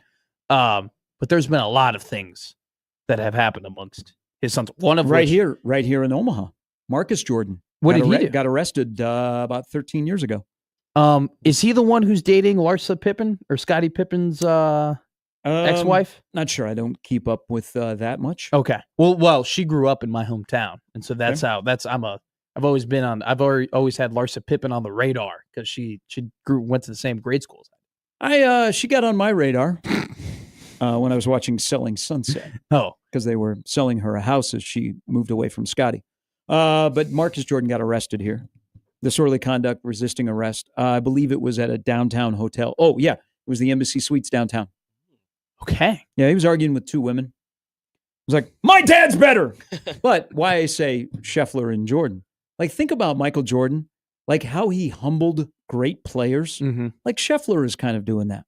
You have Rory McIlroy and Harris English and Shane Lowry all like talking about how good he is and how it's fun to watch him. Rory literally goes, it's fun to watch. And then Shane Lowry said that if he didn't like lift up his feet, that he would be Tiger Woods, or we would look at him like Tiger Woods because which I don't think I fully agree with. I think Tiger is a whole other conversation other than the swing plane of Scottie Scheffler off the tee. But he is on Thursday. You were like, at the end of Friday, you were kind of like, man, this is like trending to be over. And then Saturday ended, and it was. When have you ever really been like on a Saturday where like you for sure know that this is completely done and dusted, that this guy isn't going to collapse? Mm-hmm. Like he's almost collapse proof. The other golf note here, and we'll talk a little bit more in the next 2 hours about Scottie and some comments he made and Tiger and everything. Jack. We've had, so last week for CEOs was the strip clubs and Coldplay concerts. You know that it's coming.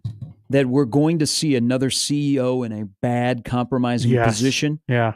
All I ask, this is a simple ask for all of us that like to live vicariously through people that are struggling, is if you're going to film a golf fight today, can you please do it in horizontal mode?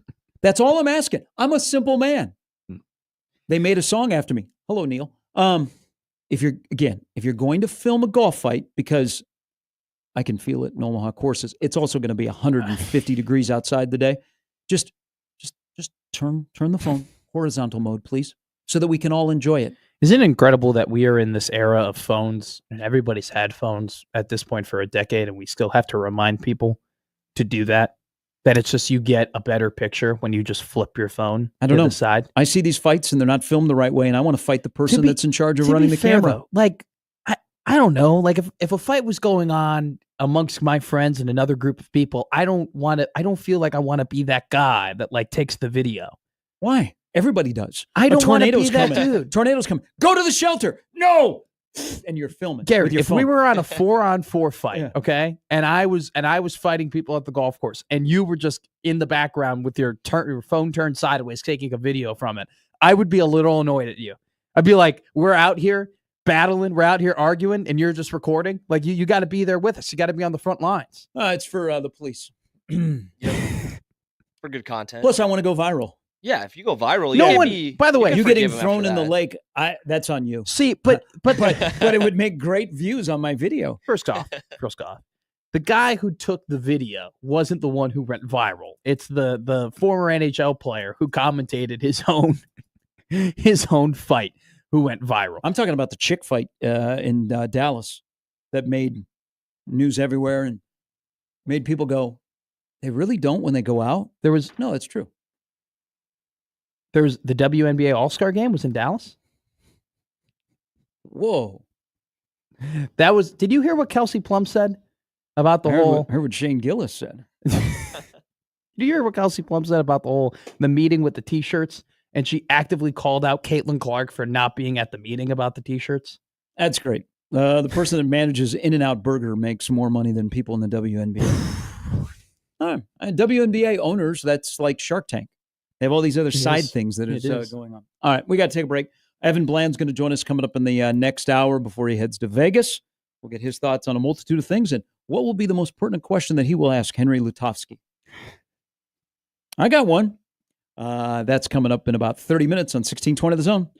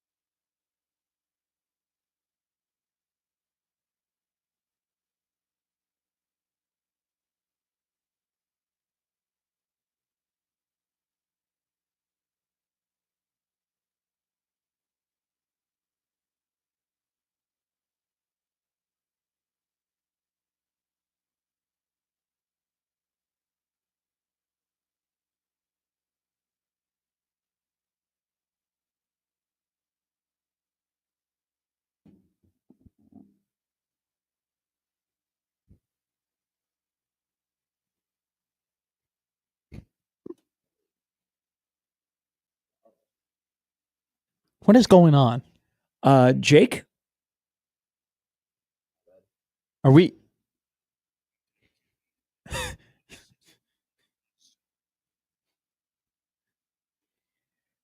I thought that was a song. I thought that was a Smokey Bear remix. No, that was just a weird I PSA. thought that was like a Ja Rule or like DMX. Like this is how they opened one of their best hits. All right. Smokey Bear all of a sudden is cool. Smokey Bear is cool. Was there ever a point where Smokey Bear wasn't cool? No, Smokey Bear is cool because it's a mascot that wears pants. Smokey the Bear is greater than Winnie the Pooh. You have always been on the whole, they got to wear. Why does it matter? Their lower extremities are not visible to the people in which they are trying to entertain. Maybe that one time in WGN when that picture got out and it was a bad moment for the station. Maybe at that point. But outside of that, it's whatever. They don't have that. I just prefer mascots that wear pants. Smokey the Bear is dressed to the nines. Unlike Winnie the Pooh. Nobody ever brings up that Winnie the Pooh has no pants. He's in the 100-acre woods. He is in like actual like wildlife. I believe it's still. I believe if you're caught, it's still illegal not to be fully dressed. Speaking of mascots, what Nebraska Athletics does with the road race is great. Mm-hmm. But it just hammered home a point yesterday when I'm watching a TikTok from the quarterback and the running back. That mascot is god-awful. God, why? That thing got worse. You were the only one. They took that away after the Husker games, and they brought it back out. It's brutal. That version. That Herbie Husker right now, that version, costume, man, I feel for the kid that won the tryout to be in it because it's not on you. It's about the thing you're wearing. That thing looks so like, you know what? 17 mascots are going to Vegas. You leave yours at home unless you're bringing Little Red. Well, I think that the guy in Herbie didn't have to try out this year because he was an understudy with the last Herbie. Shout out Brady, an incredible job he did. So I think the guy who had to try out, I think, is in Little Red right now, if I'm not mistaken. Okay, because that's kind of how that's how they bring up, like that's their minor league, if you will. You're Little Red. You know, you learn the ropes as Little Red, and then you get in the big Herbie, and then you become like the focal point. Current Herbie is Frumpy. You know that the current Herbie is based on a Herbie that when Nebraska was at its best. He looks like Dylan Rilo if he was on Ozempic. Dylan isn't blonde. The weight loss. Oh, I mean, yeah, maybe, but like at the same time, like that's kind of the point. Like he wasn't supposed to be. No. He wasn't supposed to be ripped Herbie. You liked ripped Herbie. I liked ripped muscled Herbie. Yes, you were in the minority. I like ripped Herbie. That if he's challenged by Chip from Boulder, he's going to beat the snot out of him. You don't think that the current Herbie, like, he's got farmer strength? That's what it is. No. He's got farmer strength. He looks like he has strength of the person that's working the cashier at Purina. But that's like, he doesn't look that's like not us. Old Herbie went to the gym and had popcorn muscles, and this Herbie goes to the field and does real work and builds those natural muscles, and I would say it's probably stronger than old Herbie. I think Nebraska's got a better shot to make Herbie all red. They got to do some with the face, man, those eyes. This was just brought to my attention, and thank you on Twitter. He actually didn't bring it to my attention, but he tweeted this out, and I had a pause here. This is from Husker Cuzcast on Twitter. How have we not discussed USC's schedule yet? Which in the Cleveland.com preseason poll, if you are wondering where your favorite on the hot seat head coach is, Lincoln Riley. Yes. USC is behind Nebraska at 9. Pretty tough. But USC schedule? Pretty tough. There is something that, how did this happen? That is terrible. USC plays in Champaign on September 27th. Yeah. By the time they come to Lincoln to play on November 1st, they will have played 2 games. They play the last weekend in September, then they have a weekend off, then they have Michigan at the Coliseum. Well, there'll be some celebrities at that game. Then they go to South Bend, and then they take another week off before they come to Lincoln. They have only 2 games in the month of October. I don't know that I've ever seen that. That's wild. They're going to need it because I think if you were to take double buys before and after games, it'd probably be a Michigan Notre Dame stretch. I mean, if they're going to get their, I was going to say they were going to get their asses whipped. They'll physically get beat up in those two games. They might go 1-1 in those two games. I think that they're going to have a fighting shot against Michigan at home for sure. I think that'll be a really good game. At Notre Dame is going to be tough, but Notre Dame always has that one home game where they go out and they just absolutely lay an egg. And they've done that multiple years now over Marcus Freeman. I don't know. Do you like, would you want your team to do that? Would you want your team to only play 2 games in October and be rested up going into November? Well, I would like to have play Notre Dame and then have a week off. So yes, I don't know that I would want Michigan and USC or Michigan and Notre Dame back to back. They play 5 games in November. They play November 1st, Nebraska, and their last game is November 29th against UCLA.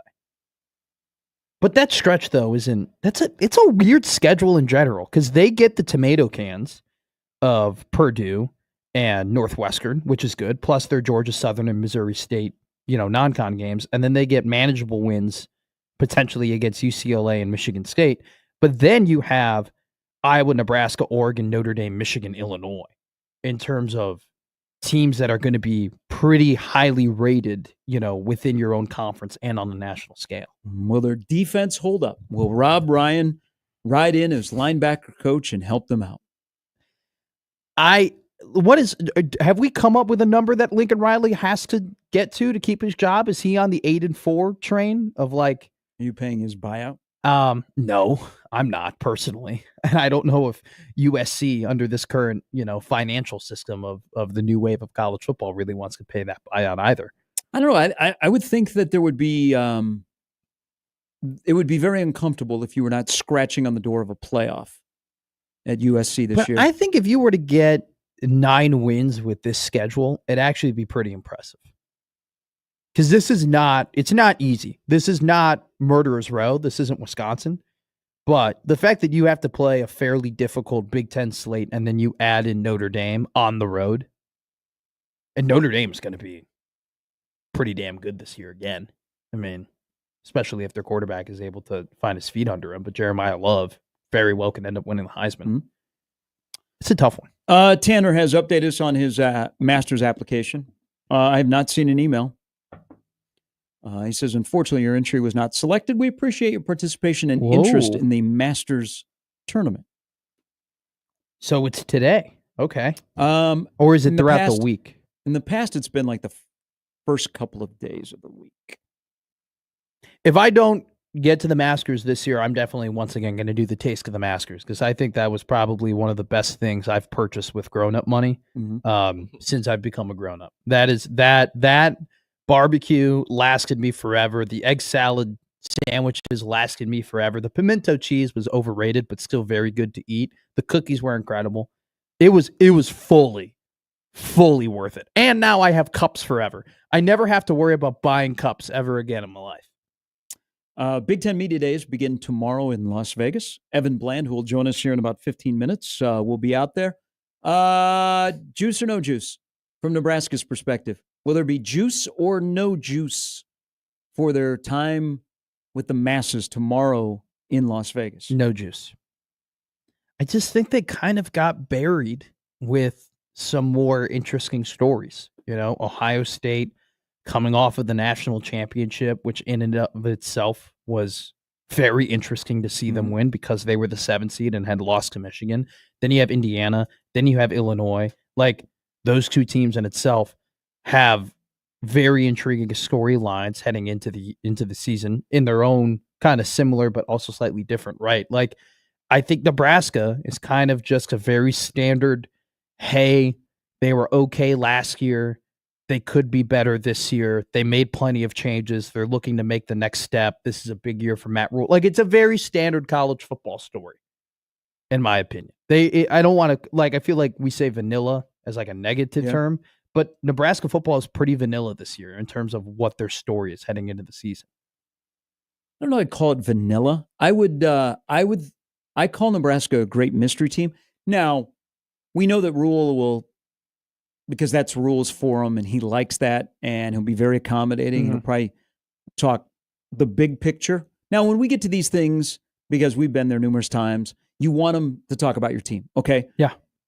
So the guy from On 3 that's covering it, Andy Staples doesn't care about who might play right tackle or who's going to be the backup running back or what defensive line is going to look like. Or, Matt, you have 3 kickers. How is this going to work? Like, they want bigger picture kind of stuff and a lot of Dylan. So Rule will give him that. I wouldn't be surprised, and I got a little on our Average Joe Sports Show podcast, we were talking about, what do you think Rule will be like? And I said, I hope Matt Rule about his current football team is exactly the same guy that he really has been since February, where it's been super quiet. They haven't made a lot of headlines. Mm-hmm. The headlines that he has made have been talking big picture of college football and subtly, having livestock help you get a recruit. Now, everything that Rule does is intentional. So you have to have that mindset with anything that Rule says or does, like actions. But I would like them just to, we set the tone by not really talking much. And we're here in Las Vegas to answer your questions, but I'm not going to get up here and say, this is my team. Guys, Philadelphia, Waco, Lincoln, year 3, money in the bank. I hope it's just the same tone of, we're kind of a mystery team and we like that. We're gonna keep it packaged up until we go to Arrowhead. You guys are gonna want to buy some tickets, and you can go to Huskers.com right now. I think that if you just kind of look at Nebraska's situation, it's okay to just say they're in a really good spot. And I think it's totally okay for Matt Rule to go up there and say, hey, we're in a really good spot. We have a 5-star quarterback. We have a new offensive coordinator that we trust greatly. We think these guys are going to take steps. We have the easiest schedule in the entirety of the Big Ten.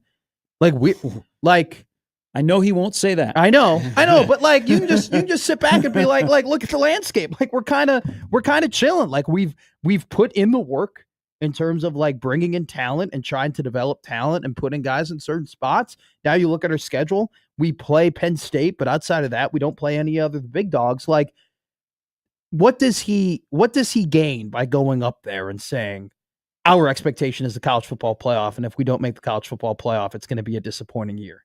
Like, there's no benefit to that. I don't know. What are there 3 coaches in the league that could say that and you could get away with it? And he's not one of them. And he's not one of them. No. But I think that like Signetti could probably say our expectation this year is to get to the college football playoff, and that's what we expect to do because he's already done it. He accomplished that. And I think if Bielema said that, if Bielema stepped up to the podium and said, hey, this is our expectation. If we don't do it, we're going to be mad. He can, because they did what they needed to do last year and brought back the guys to earn that recognition.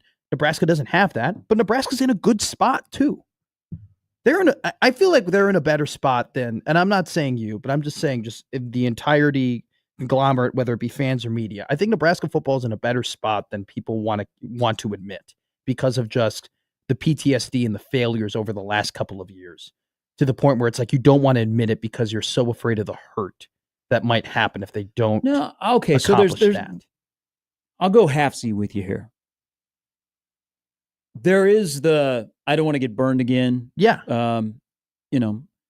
Ironically, Nebraska opens up the year in the show me state. Okay. So that's what a lot of people are like, show me that things are different. I keep hammering that. If you win a game against Cincinnati, that starts to show me that things are a little bit different.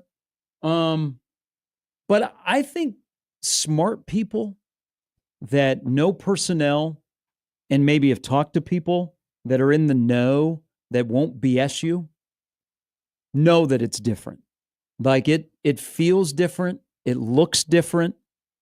What they talk about is different compared to the previous 2 off seasons. So from that standpoint, it's okay to let yourself go there because it should be, and it does feel different. But everything comes down to 12 games on the football field. And that is exactly what you want. See, that's why this is a fun year. Yeah. This is a great year if I'm Matt Rule. You've eliminated everything. Everything comes down to what I get paid to do, and that's wins and losses. Okay, we have no more excuses. Our culture has been set. Guys are happy to be here. They get along with each other. Now we just got to go play football. And you know what? If we don't play football very well, that's on me. It's nowhere else. We've fixed everything in the first 2 years that has ailed us. I went out and I put my staff together. You know what? It's on me if it doesn't work out. But we've eliminated things that we could go, oh. And that's, if I'm a coach, that's what I want, especially in year number 3. No, and he's not a big excuse guy, but it's like if it does not work out at this point in year 3, we have nobody to blame but ourselves. It isn't, hey, Dana didn't open up the checkbook. Sure. Everything has been given to us. Now we got to take advantage of it, including a schedule that on Cleveland.com, if you go to the bottom and you scroll all the way down, gives you UCLA, Maryland, and Northwestern. That would be 15, 16, 17 in this poll. And that's 3 of your Big Ten games. Michigan State is 13th. I think it's a double-edged sword, too, what you talk about as well. Because you're spot on. He has been given everything that he's been given full autonomy. There aren't too many things that he's wanted to do that he's been unable to do for this team.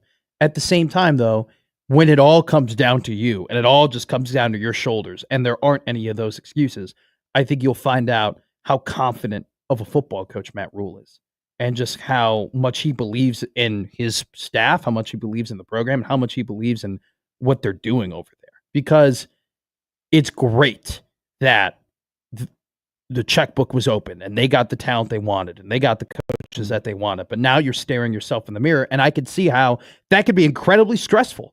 Just being like, hey, if we don't win, there's literally nothing else that we could point to other than me, other than this. There's nothing else you'd want as a fan. You're like, hey, let's just go play ball. All right. I don't want to hear about, well, I don't know if some guys they have PTSD and are they buying in or whatever. Sure. You've gone from setting your culture to now you defend it. Well, I mean, that's a hell of a jump from year 2 to year 3. If you're looking at the inner workings of a football program. Well, and I think so too, like the whole, like Cignetti was able to turn it around in 1 year. And and especially after when Indiana beat Nebraska last season, there was the rumblings of like, why can this guy do it so quickly? And Matt Rule hasn't been able to do the same thing. I think though, the approach has always been the minute he got to Nebraska, the approach has always been culture, culture, culture. And there's one word that I've heard less and less of now than when he started at Nebraska, and that's standard. It almost as if like every 30 or 50 words, standard was mentioned by Matt Rule when talking about Nebraska. This is our standard, so on and so forth. To me, the fact that he has stopped using that word and he has stopped talking about that part so much is that the standard has been set and that they know what standard needs to be reached. Yeah, that's the part of defending. Yeah. The other thing is, hopefully this is, I mean, until Nebraska fixes themselves, the comparing of other teams, how they did things, how they go about things needs to stop. I mean, Nebraska chose this route. Okay. Sure. Rule said, this is my blueprint to being successful. All right. That's Nebraska. That works for Nebraska. That works for the guy that's in charge, that controls everything. So comparing, that's gotten Nebraska in trouble of comparing, well, let's be the next Iowa. Let's develop. Sure. Oh, no, wait a minute. Let's be Michigan State, because look what they do. They're pretty successful and they develop guys. Well, how about Nebraska take care of Nebraska? And maybe this is the year that Nebraska took care of Nebraska, and you're going to see the fruits of their labor and building that finally they just go play ball. But, okay? You either got dudes or you don't got dudes. Either you win, the better team wins on Saturday, or the team that is not as good doesn't win. It's pretty simple. I like that. Black and white. We got too much gray. You know what? There's no gray in Nebraska's uniform, right? There's no black. No. There's white. But I think it's all black and white. I think the whole comparing yourself to other programs and trying to be other programs, even Rule, I feel like fell victim to that, especially early on, because he always talked about Iowa and playing like an Iowa style of football. Yeah, you can do that, but when you get your things fixed. Well, I think after last season, we're consumed with so many other teams besides your own football program, and maybe now is the time that you could go, okay, you know what? What we've done, we could start inching up out of the middle tier. But they've made moves that are independent of other programs that have signified that they are their very own program. And that's what I want. And and they have done that. Like hiring Dana Holgorsen is like, Iowa isn't going out and Minnesota isn't going out, and some of these teams aren't going out and hiring former head coaches who, quote unquote, were like used to be a part of an air raid offense. But at the same time, they've been able to still keep the identity of being a Big Ten team. And that, I think, has been the biggest part of it all. Is like they have made sure that throughout, no matter who they get in the transfer portal, recruiting, or anything like that. They are still staying true to what the conference is and what the conference expects. All right, Evan Bland, the World Herald, with a thought or two before he heads to Las Vegas to talk to 18 different coaches and search out for the next Urban Meyer of the current Big Ten. What? Urban Meyer is one of the best things that happened to the Big Ten, but Urban Meyer's been gone for a while. The Big Ten needs an Urban Meyer, a new Urban Meyer that kicks the other 17 teams in the league in the butt and says, unacceptable. We're here to win championships. Rose Bowl is not the be-all, end-all. The national championship. Is that the commissioner tomorrow? It needs to be. All right, Evan Bland joins us next.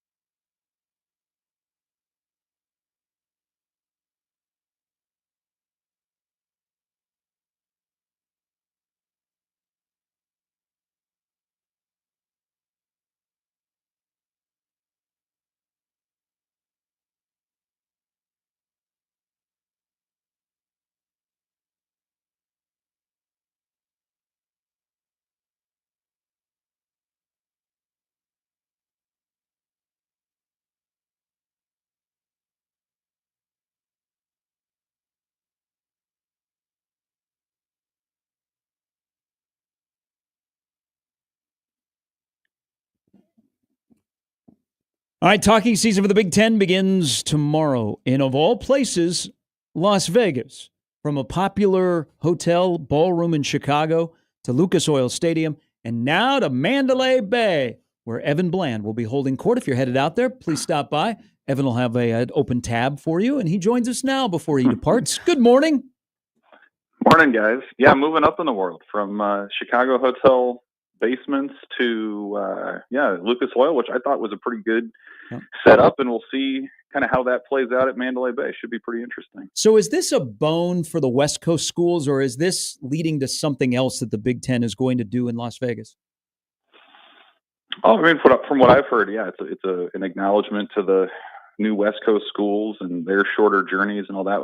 The irony is, like, I'll be curious to see what kind of representation those media markets bring anyway. Like, I don't know how many folks from LA are going to be making the quick trip out to Vegas to cover the Trojans and the Bruins. Maybe they will. I just don't get the sense that's going to be a huge media presence. Oregon will probably have a few. Washington, I believe those two schools sent a couple of reps to Indianapolis last year, but I don't know. It feels like it could be more of a national media sort of setup this year, where you think about it being in Chicago and Indianapolis. There were so many smaller media outlets that could make that trip. It was so centrally located. Not really the case at all with Vegas. So it kind of feels appropriate, I suppose, in a way, where you've got this 18-team coast-to-coast behemoth that the Big Ten is now. It feels like it's going to be more of a national sort of vibe and feeling, and it'll just be interesting to see what kind of local representation we'll have, because you're right, it's not really close to anywhere, but it may be appropriate as the Big Ten really becomes one of the top power leagues. I mean, they've already been in name, but now it kind of feels like they're becoming that in attitude as well. You dying to know anything from Matt Rule? Is there any specific thing about the team that you're like, man, before I leave Vegas, I have to get an answer to this or understand what's going on here? I mean, just small stuff, like I want to know how Carter Nelson's doing. I want to know He looks good. how that offensive line's looking. I want to know why, or what was the rationale behind moving Isaiah Mosey from receiver to running back, like stuff like that. Like you think about media days, even 15, 20 years ago, like this was the time where you really start to catch up on the off season and get a sense for what the team wants to be. I mean, the way that it's been at Nebraska and so many other places now is the coverage doesn't stop. I mean, we got Matt Rule's expectations for the season in March, in April. We heard from a lot of the players about what they feel like this team can be. So, there'll probably be a few little updates. Where did Dylan Raiola train? What advice did he get from Patrick Mahomes this summer? Things like that. But I don't know that it's going to be any earth-shattering type of stuff. Maybe there's some kind of injury or update that we're unaware of that'll play out. But I think it's going to be sort of a confirmation of what we heard in the spring. And sometimes the messages can tweak just a little bit when you get to this stage. Like, it's one thing to talk in your facility with a few media members about the season in April. It's another thing when you're a month away from kickoff and you're sitting out with your peers in a different environment. Like, sometimes different things come out. So I think that's kind of the thing that I always look for at these events is the organic stuff that plays out. What is there going to be a line or two that sort of defines this season the way that Nebraska's had in the past? You better get us now, or we got to get to 6 wins, or there are certain lines that sort of I associate with different media days through the years, and I imagine there'll be something like that comes out. But I think Dylan Raiola in particular will be fascinating to see him in an extended setting around national folks who maybe are meeting him for the first time, and as he becomes a face of the program and the league. Like, what does that look like for him? I think it'll be a day where he can really lean into that and maybe make that a little bit more, make him more of a household name to football fans. Hey, we'd have to go back to when we look at offensive coordinators at Nebraska, to go back to T.O., where people are like, But do you recall between the end of T.O. and his play calling to Dana Holgerson, anybody else in between that gets as much discussion and reference, like we've seen the current offensive guys refer to their new OC about what he's going to be able to do for this offense? No, I don't think there's necessarily a comp, and part of that's just because I think there's so much trust in him that he's going to be able to fix it, right? Like that was the line that Matt Rule gave in the offseason was he tried to fix it, or I guess it was toward the end of the regular season. He tried to fix it. He couldn't do it. Dana Holgerson's going to fix it. So like a lot of the other, through the years, the offensive coordinator discussions or the play calling discussions were really more about philosophy or maybe a couple of specific situational type things. You know, people, Sean Watson had his times, his ups and downs, and I think a number of other OCs through the years, like they had their moments. But I think the way that it was for 2 years under Rule, like it was just, you could never really see it. Like there wasn't an identity. There wasn't, you kind of scratched your head repeatedly during games about what Nebraska was doing. Didn't seem like there were a lot of adjustments. So like this was a move that was not about wanting to go to a different style of offense necessarily. This was about like, hey, let's find a way to move the ball. Let's help our defense out. Let's set up our former 5-star prospect with someone who's, done this at a really high level at other places. That's why it feels like everyone's so all in on him is we've seen what the alternative was. And so you're going to embrace this change. You're going to embrace the track record that he has. And it's not just his track record, but now it's pairing what he's done with a guy as talented as Raiola with, I think a group of skill players who are as talented as Nebraska's had in a number of years, especially at the receiver position. So I think that's what the excitement is this is a pro. This is someone who's done it, someone who has the bravado that you want, somebody who quite honestly would fit in pretty well in Las Vegas this week, who's not afraid to roll the dice a little bit and kind of be who he is.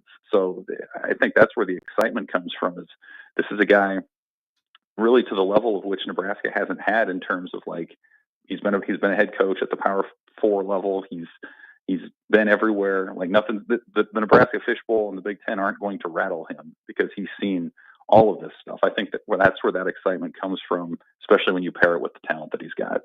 Nebraska special teams, they have a punter that hasn't kicked in college football before. You have 3 kickers who are fighting for, at least one spot. You don't know who your kick returner is. You don't know who your punt returner is. Yet there's this expectation that special teams is going to be good because Mike Eckler is there, and he's the shiny new hire who's done it over and over again at Tennessee. Evan, are the expectations for special teams a little bit unrealistic considering how much turnover and maybe even turmoil that they have going on over there? Well, I mean, I guess it depends what the expectations are. I don't know that everyone's expecting it. Sure. Well, what do you expect the special teams can do this year? Might be the best way to go about it. I mean, I expect them to be like competent, to be a team or to be a unit that doesn't cost Nebraska games. I don't know that I expect them to be a group that's going to like carry them forward. I think it's going to be a group that's going to hit most of its field goals inside 40 yards. I feel like it could be a group that is going to be at least somewhat of a threat in the punt return game. Maybe Andrew Marshall's a guy who takes that job and runs with it. I feel like it's going to be a punt group, with its new with Archie Wilson back there that can be decent, that can flip the field. Maybe not 50, 60 yards, but 45 with consistency and limiting returns. It feels like it's going to be solid. And by Nebraska standards in the last 10 years, like that would be pretty good, right? Like you can point to, a dozen games in the last few years where you can directly point to a special teams gaffe that's cost them a victory. Like it just feels like this is a group that's going to maybe take that away. And maybe there'll be some moments where they can actually help you on the other side, on the positive side as well. But that's kind of where my expectations are because I think there's this idea that like special teams was sort of a second-class citizen a little bit, or sort of an afterthought over the last few years, where you're going to dial in on offense and defense. If you have a little bit of extra time, okay, let's do some kickoffs and things like that. I mean, with Eckler, clearly that's not going to be an issue. He lives and breathes it. He's the most energetic guy on the staff. This is the emphasis. He's done it at Tennessee. They flipped their punting style to a rugby kicking operation because of how strongly he feels about that. So I guess that's just kind of where I feel like it's going to start. And maybe in a year or two, when that culture really settles in, it does become something that can win Nebraska games. But I just feel like if the standard right now is it's not going to cost Nebraska games, yeah, I feel like that's probably where this group is headed this year. What's your biggest question about the defensive line going into this season? I think it'd be the depth, and just from the sense of there are guys that are back that haven't played in as big of roles as they're going to have to do this year. Like Elijah Judy was a solid player for Nebraska last year. They're going to ask him to have more snaps, play more meaningful football this year. Cam Lenhart had his moments last year, maybe sort of a slight step back from his freshman season. What does that look like for him next year? Riley Van Poppel obviously looked really good in short spurts. He was the guy Nebraska used during his redshirt season when they really wanted to stop the run. He had that moment against Illinois a couple of years ago that really helped spark that win on the road. So you've seen it in flashes, but what does that look like for him over, 400, 500 snaps defensively? Like that's kind of where I wonder how it'll go. Is like we've seen guys do it in short spurts, but how do you hold up in the grind of the Big Ten for a full season? Williams Nwaneri, at Missouri last year, redshirted, obviously a ton of ability and the pedigree's there. Like, what does that look like in the Big Ten? So I think that's kind of where it is you've got guys who individually were viewed as high-end prospects and maybe even some guys who have some experience, but you haven't seen any of them in the roles that they're going to be in terms of workload. So I think that's kind of where it comes down for me is like you get to the third or the fourth quarter against Michigan. Is that line able to hold up? Are you able to get a stuff? Are you able to get a quarterback pressure when you need it? Or is this more of a group of complementary players now lacking the star disruptors like they had in Nash Huntmaker and Ty Robinson? I think that's the thing I'll be most curious to see. What do you make of the makeup of this team and the mix of this team in terms of guys who are homegrown talent, high school recruits that were brought up and developed, and then also now you have a pretty decent plethora of transfer portal guys who are going to have big roles. I'd say probably more so this year than years past. Do you think that this is kind of the ideal mix that Matt Rule has been looking for in terms of mercenaries plus homegrown high schoolers? I mean, I think that's what it's become. I think, that wasn't the case at Temple or at Baylor, but I think that's the mix that he's come to adjust to at Nebraska. Even 2 years ago, like they wanted to get a bunch of young guys and develop them. And you saw the way that things have gone with the portal and rev share.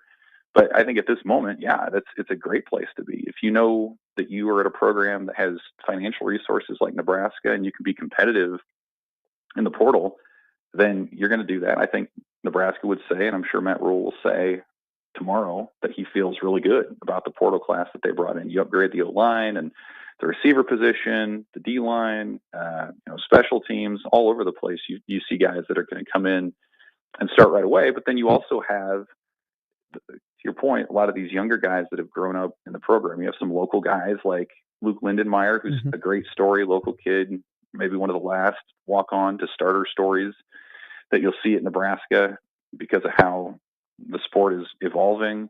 And you've got, young, like a wave of younger guys that are coming on. Like, I think you look at like the offensive line, for example, and there's a group of guys there that you might not see much of this year, but in the past, like those are guys that could start at a lot of places and are guys that could command a lot of attention in the portal. I think that's a great place to be. You bring back a guy like Ja'Cory Barney and or Keona Davis on the defensive line, or Vincent Shavers. Like, you have a young group of guys that really want to be here. That's one thing I often think about, was what Matt Rule said before the bowl game last year, was like, after all the transferring had taken place, like that was the group of guys that wanted to be there. And now that's the group of guys that have that experience, and many of whom are stepping into bigger roles. So I think you have this mix of guys that really love the place, that have invested time and energy and effort in the place, and you have guys that have come in through the portal and even some high school recruits that really want to make a difference too. So I think guys are motivated individually, and certainly collectively they know that there's more there for what Nebraska can do as well. And I think in this era especially, they know the better Nebraska does, the better it is for their brands and their individual stuff too. So I do think it's in a good place. Yeah. Safe travels out to Vegas. Enjoy that setup. Tomorrow will be a star-studded day from the commissioner to Nebraska. Oh, by the way, the defending national champions will be there as well. So we look forward to the coverage with you and Sam. And as always, Evan, we appreciate it. Appreciate you guys. Yep. See ya. That's Evan Bland. It's a star-studded day in Vegas tomorrow. Coach Day, I was wondering, do you use the new Just for Men or the one that was taken off the shelves a couple of years ago? Go ahead.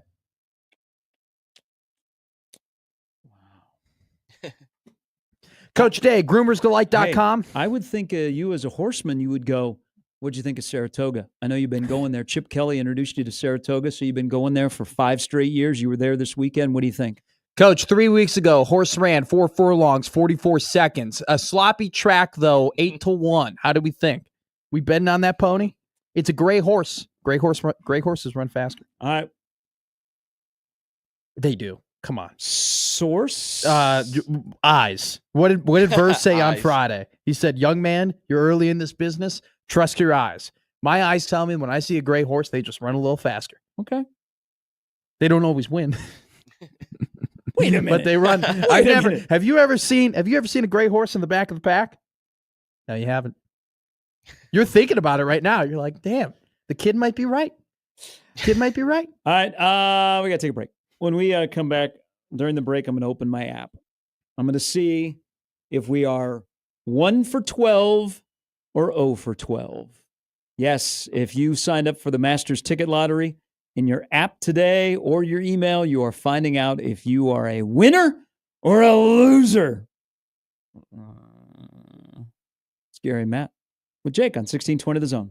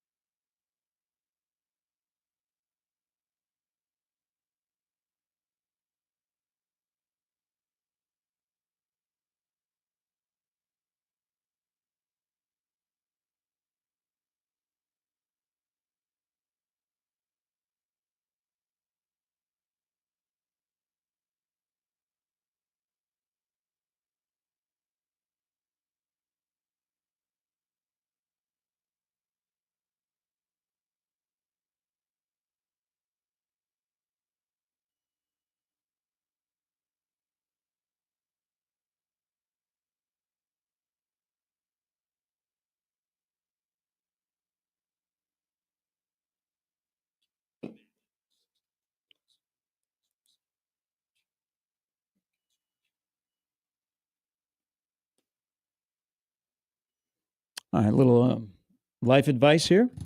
Always remember that the real treasure was the friends you make along the way. Okay. Unfortunately, your entry was not selected. We appreciate your participation and interest in the Masters tournament. I hope it rains every day next April on. at Augusta. And people have to give up their passes because it got pushed back a week. And they're like, back into the lottery we go. You know what? I'll be right back there next year. I will be right there hitting send. And I'm probably going to have to change it up. 3:30 in the morning, submitting it did not work out. Did you get an email or did you get in the app? Okay. Because I'm logging into my account. I should be getting here. an email. That's why I had not seen the email. But Tanner said go to the app. And what happens if they get confused? Yeah, and I get an email that says yes, but the app said no. Email better than app. I'll have to go to the app then because I haven't gotten the email either for my submission, which we'll see. We'll see what happens. Now I feel like I really wanted you to win. I really wanted to have a moment where you just like flip out and you're like, holy crap, I'm going to Augusta. I wanted that more than anything. Hey, if it means that I can't go to Augusta next April, but the Chicago Cubs win the World Series, okay, I'm going to be okay. I won't be as crushed. That happens every year, though. You can't make that deal. I won't be as crushed. You can't make that deal. Every year you're unable to go to Augusta. Are you blacklisted? You're 0 for 11. You might be blacklisted. No. I mean, there's a lot of people. There's somebody I just saw that said they're 0 for 20. Oh, my God. Hey, it makes, you know what? When they don't give it to you right away and you got to have the pursuit, it makes it more fulfilling when you get to it. Look, they reward you. As and a you're like, as a single man, I agree. The chase is great. Yeah. The chase, it's all about the chase. But that is a red flag though. When anybody ever comes up to you and is like, "Oh, I'm all about the chase," you know? I've had people say that to me. I'm like, that's not a good reflection on you. You know what? If I was in the majors, why hit a home run on your first at bat? Okay? Because then it's expected. Why not wait after you've gone 0 for 11 to get that little seeing eye single on your 12th at bat? Okay, for your first Major League Baseball, your first Major League hit. You want to earn it a little bit. No, I prefer to be the It'll guy. It'll be more rewarding when I go to Augusta after Scottie has won the Slam. I would rather be that guy who hits my home run on my first ever at bat in the major leagues or in my first ever game in the major leagues, and then you never hear of me again. That's happened a lot. Where guys just go up and it's like, oh my God, in his first game, he hit a homer. And then you never hear about that dude ever again. Well, I mean, he didn't hit a homer, but he became a star in a movie, Moonlight Graham. Moonlight Graham, that book, John Mulaney's got one of the greatest jokes ever because he talks about the book that Moonlight Graham wrote. He's like, I thought that book was real. I thought that was a real book. And I didn't know that was a made up book. Me too. I thought there was an actual Moonlight Graham. I haven't seen that movie in forever, though. Well, it hasn't. The ending hasn't changed. No, it hasn't. No, the plot hasn't changed. Still, you got to still sit down. I feel like every 5 or 6 years, you got to sit down and rewatch a movie to remember, all the finer details and points of it. Or is that just me? Do I have the memory of a goldfish that I have to consistently refresh? Well, there'll be other days. Well, I don't realize that was the only day. You gotta, I feel like at this point that if I start quoting movies, it's because I've been watching that movie and I've just remembered all the great quotes from it. Yeah. Like the week I watched Miracle, I'm pretty sure you could go back through the archives of Gary and Matt and be like, oh yeah, that was the week. All right, last hour is upcoming. Good luck to everybody out there that gets denied by the Masters. Remember, you know what? It wasn't meant to be. Just find somebody that happens to be a member that lives in Nebraska that would take you to go play. Are you trying that strategy? No. But if you, I gotta talk to Doc. I have a talented tongue. I don't think I have a talented tongue enough to weasel my way into Augusta. Well, if you become a football coach in Nebraska, you got a good shot. Last hour is upcoming next.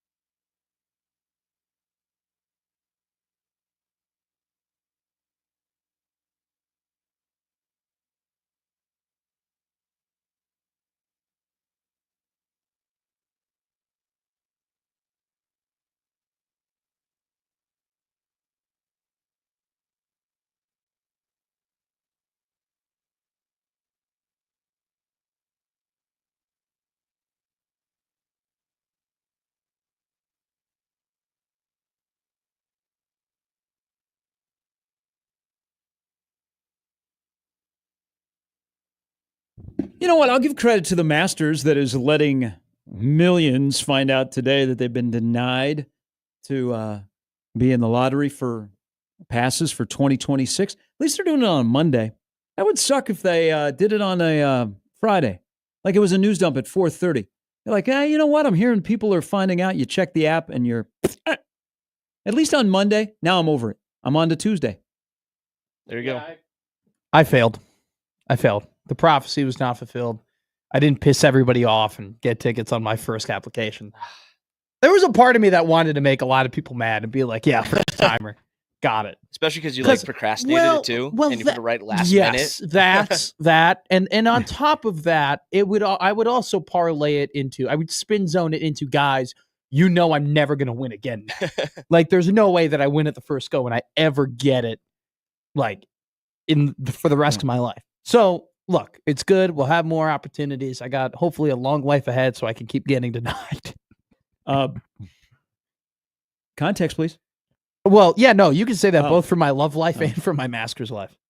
Whoa, why do we got to talk about your love life? Just you know what? You enjoy talking about my love life. No, I don't, because I thought it was going well, and then you did. And you find, by the way, that but a you minute, want that as minute, a single guy, you want to have a cat to go with your Adele poster. It's not my Adele poster. I believe that it's not my Adele. you would be boxing yourself into the kind of. First off, it's Adele vinyls. Okay? Okay. I have a collection of Adele vinyls that I have framed and I have hung up. Okay. So that's more impressive than a poster of Adele. Okay. Secondly, you know, women these days, they like men who can be in touch with, you know, some feminine side. And if me being in touch with my feminine side is liking Adele, then so be it. She's an incredible singer. Love is a game for two. Well, apparently, you're doing a good, nice little solo act recently. We've had news in college football today. As part of a sweeping rebrand, the American Athletic Conference this morning changed its name to American Conference. They have ditched the acronym AAC, and they've added the mascot SOAR. We are so back. The top four at the Open were Americans, and now it's just an American Conference. They're the air conditioning conference? You know where I bet they're going to host their conference basketball tournament? From an HVAC place? Maybe not. Maybe on the grounds of the White House? No. The deck of a ship on the Gulf of America. Perfect. Plays right into it. Have they done that since North Carolina, Michigan State did that all those years ago? I don't believe so, because the wind Okay. was a little bit of an issue. I don't know if you remember that broadcast, but I remember they put some ESPN reporter right on that aircraft carrier, and they go, "Hey, how's it out there?" And he goes, "It's windy. The balls are moving. You got to aim a little bit to the right." Seriously. So we started the show talking about Scottie Scheffler and what he did yesterday. Scottie is Scottie. Tiger is Tiger. Don't put, in my opinion, Scottie in a box, which I wonder how many, we don't know yet, but he's off to a good start. That stat that they dropped yesterday about 1,197 days for each to win their fourth major, I went, ah! But it also reiterated the point that between 99 and 02, Tiger was incredible, and 2000 might be one of the greatest individual sports seasons of all time, the year that Tiger had. But Scottie winning, and people were like, "Oh, man, he looks like a guy that don't care." Well, I think he cares. I think he's very grounded. And I think something he said earlier in the week, to get to the end of the week where he wins another major, his fourth major, is he did something that I can relate to. And this was in a previous job. That the job doesn't consume you and it doesn't define you. Mm-hmm. And you have to be able to separate the two. Yeah. And I think because he's normal and he's grounded, I think some people don't know how to interpret that, because you can't separate your job and your life. That he's got a life. When he walks off the golf course, he's dad, he's husband, he's Scottie Scheffler. Where, going back to something I said earlier, where I think there are some golfers that get trapped in the success and it defines everything they do 24/7, 365, and it will eat you up, especially in that sport where it's probably more failure than winning. Oh my God. Yes. So I worked in a job where that was your whole life, and it probably hurt me in a marriage. But just thinking about what Scottie said, on Tuesday, and then watching him just do his thing, I was like, good on you. It doesn't define you. And that's probably why you have a chance to have like really long, sustained success in that sport. I think if you watch the full 5-minute clip, because everybody just grabbed the whole, it's not as rewarding as I thought. That's what they rolled with. Oh, the guy who wins everything is saying it's not as good as he imagined it to be. No. What he said was, look, I'm aware of the fact that I put in so much blood, sweat, and tears and hours and hours and hours and hours, and it's really only worth minutes. Mm-hmm. And that's something that I have to reflect on because I'm more than just a golfer. It is a self-awareness is incredible. Especially in athletes. Like, there are a lot of athletes who are just not self-aware. And when you see it to that degree, I think you can be kind of captured by it. He's not upset. Like, he's obsessed with winning, but I love that when he won, that you could tell that he remembered what he said earlier in the week. And I feel like he was celebrating as if he wanted to make it more worth it. That he wanted to like remember the celebration more and make it last more than just a couple of minutes. Which I gave him a ton of credit for. I like that he said, "We're going home." The Sky Sports reporter wanted him to say, "Yeah, we're going to spend some time. Yeah. We're going to do what Shane Lowry did." He's like, "No, we're going back to Dallas." I think if you were to go down the list though, of like, look at Rory, like it consumed him. Mm-hmm. Winning the Masters consumed his life. So much so that he wasn't able to win other major championships because of the pressure of winning that Grand Slam and everything that like was boiled into that. And I'm not trying to be like a Kendrick Perkins here and say that like you need to have kids to be successful. Okay. I'm not saying that, but I really do think that it was a great benefit. Or a football team needs to have criminals to be successful. Yes. Like who was the Notre Dame football analyst that said that Notre Dame isn't very good because they don't have enough criminals? I don't know. Was that Alan Pinkett? Might have been Alan Pinkett. But like I do think like with Rory, like him having a daughter, and him being able to spend a lot of time with her and worry about her and raise her and have that relationship, like takes your mind off of the sport in a very good way. Like I always think back to like Chris Bryant, when Chris Bryant was the MVP. Mm-hmm. He talked about how his wife was so important because she doesn't know a lot about baseball and would take his mind off of the game. And then Anthony Rizzo was so important because he would put Chris back in the game, right? Like you could like measure both of those things. And I think so too. Like it makes him more relatable. Like it makes Scottie way more relatable that he's like, yeah, I love my job. And my job is fun and I make millions of dollars, but like it's hard and it's stressful and it's not as rewarding as it always is. And it doesn't really matter how many millions of dollars that I might make. Everybody else is going through that. What do you guys think he is bad at? What do you think Scottie Scheffler is bad at? I think Scottie Scheffler. Dancing? Yeah. He looks like he can barbecue, doesn't he? I was going to say, he looks like he'd be a really good cook. Because of the beard? Yeah. And he's from Texas? And being tall. Like, Scottie seems like the type of guy where he's got 3 different Traegers and 2 Blackstones and a green egg, like, all in his backyard. And that, like, he's the type of dad that doesn't cook every day, but when he did cook, like, it was the greatest meal he've ever had. That's how he carries himself. Like, I think Scottie, like, if you gave him a brisket, he would know how to trim it up. He would know how to clean that sucker. You think Petitti will have to respond tomorrow to the dominance that the SEC has with their golfers? No. That they had another golfer that won a major? We better get a shout out for the Northwestern women's golf team winning the national championship this year. Who? The Northwestern women's golf team won the national championship, won the NCAAs this year. I like that Brett Yormark was shouting out all of the Big 12 champions. Yeah, you know what? I thought that was a nice little touch. I want my commissioner tomorrow to talk nothing but football. And I want him to talk football all the time. Well, I don't think he's got another leg to stand on. No, I don't think he could say anything about basketball or baseball when it comes to the SEC. This is the conference of football. They've won back-to-back national championships. I want him to say, we are the football conference, because I'm looking for the next Urban Meyer. It's not going to be Dave Portnoy, trust me. But it could be the commissioner. I want him all in on football, and this is what football is. And you know what, Purdue? Get better. You know what, Maryland? Loxley, let's go. Stay away from the craps tables. Let's go. Dial in. No, recruiting class, let's go. All about football. You know what? And if they do that, they are closer to the SEC. And they're also closer to what Nebraskans would want. Is Nebraskans didn't like Bill Byrne all the time because Bill Byrne wanted all the other sports to be good as well. You know what, Bill? And I love Bill. I think he's the best athletic director Nebraska has had. Football, Bill. You know what? I could care less about women's golf. Football, Bill. And what happened? Bill kind of let football. When T.O. left. Yeah. Okay.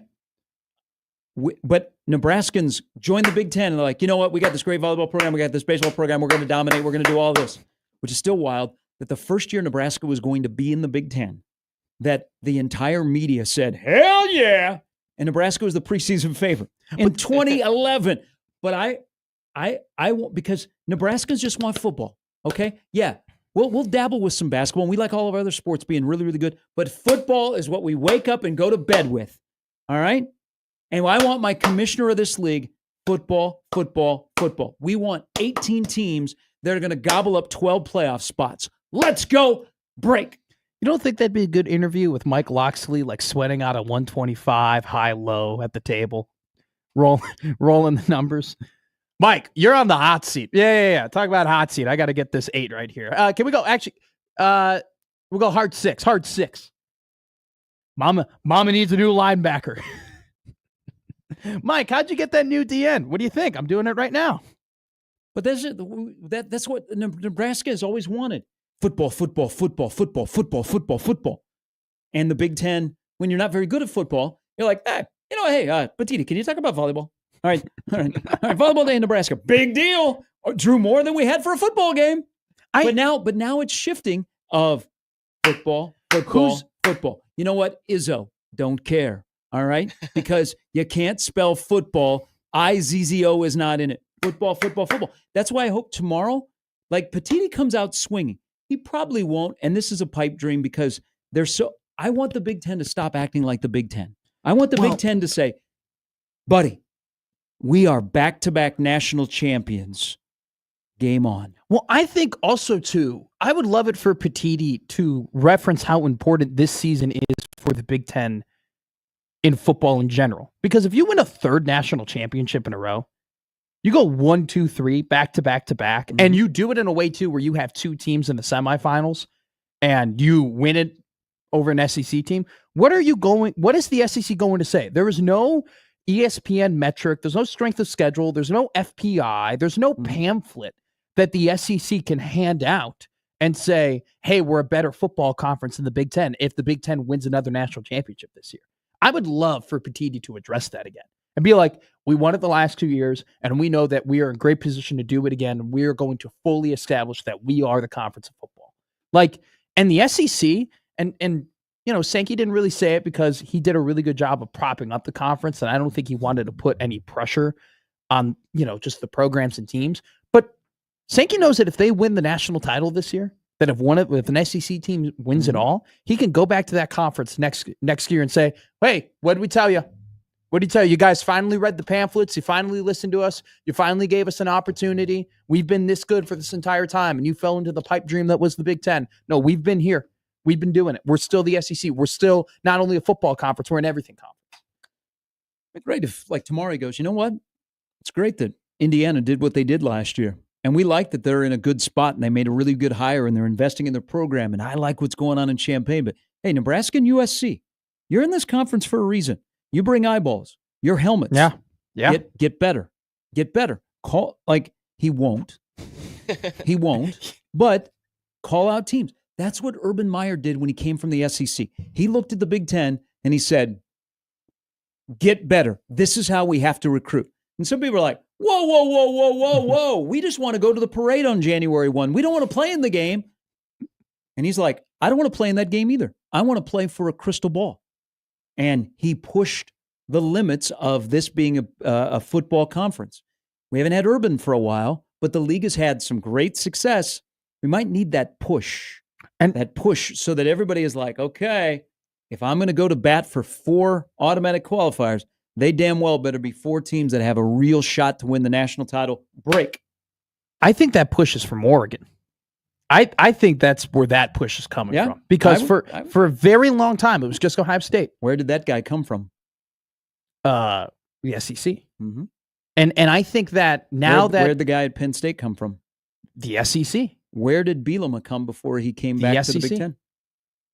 Like where did Signetti cut his teeth? The SEC. I mean, it's one of those things though where the hierarchy of the Big Ten for a while has been Ohio State is the top dog, and Michigan is nipping at the toes, and Penn State is nipping at the toes. But you definitely understand who one is and who runs this conference. You can now make the argument that Oregon being like, hey, we are number one as well, that we are just as good as you are, is making this conference realize, holy crap, we don't just have to deal with one behemoth. We got to deal with 2. And it's a kick in the ass. And it's a kick in the ass the entire conference needs. I think finally the athletic director at Nebraska and the conference are speaking the same language. Instead of Trevor's like, hey, let's, unlike Ike Horse, who was like, oh, you want us to abandon everything we do like that Black Friday? No problem. But am I going to be able to get something in return? Are we going to be able to get like a little bit longer on the map commercial of Nebraska? Can we put the elephant on the map? Moose tried, but they thought Moose was a circus. Okay, so they're like blah blah blah blah blah blah blah blah blah.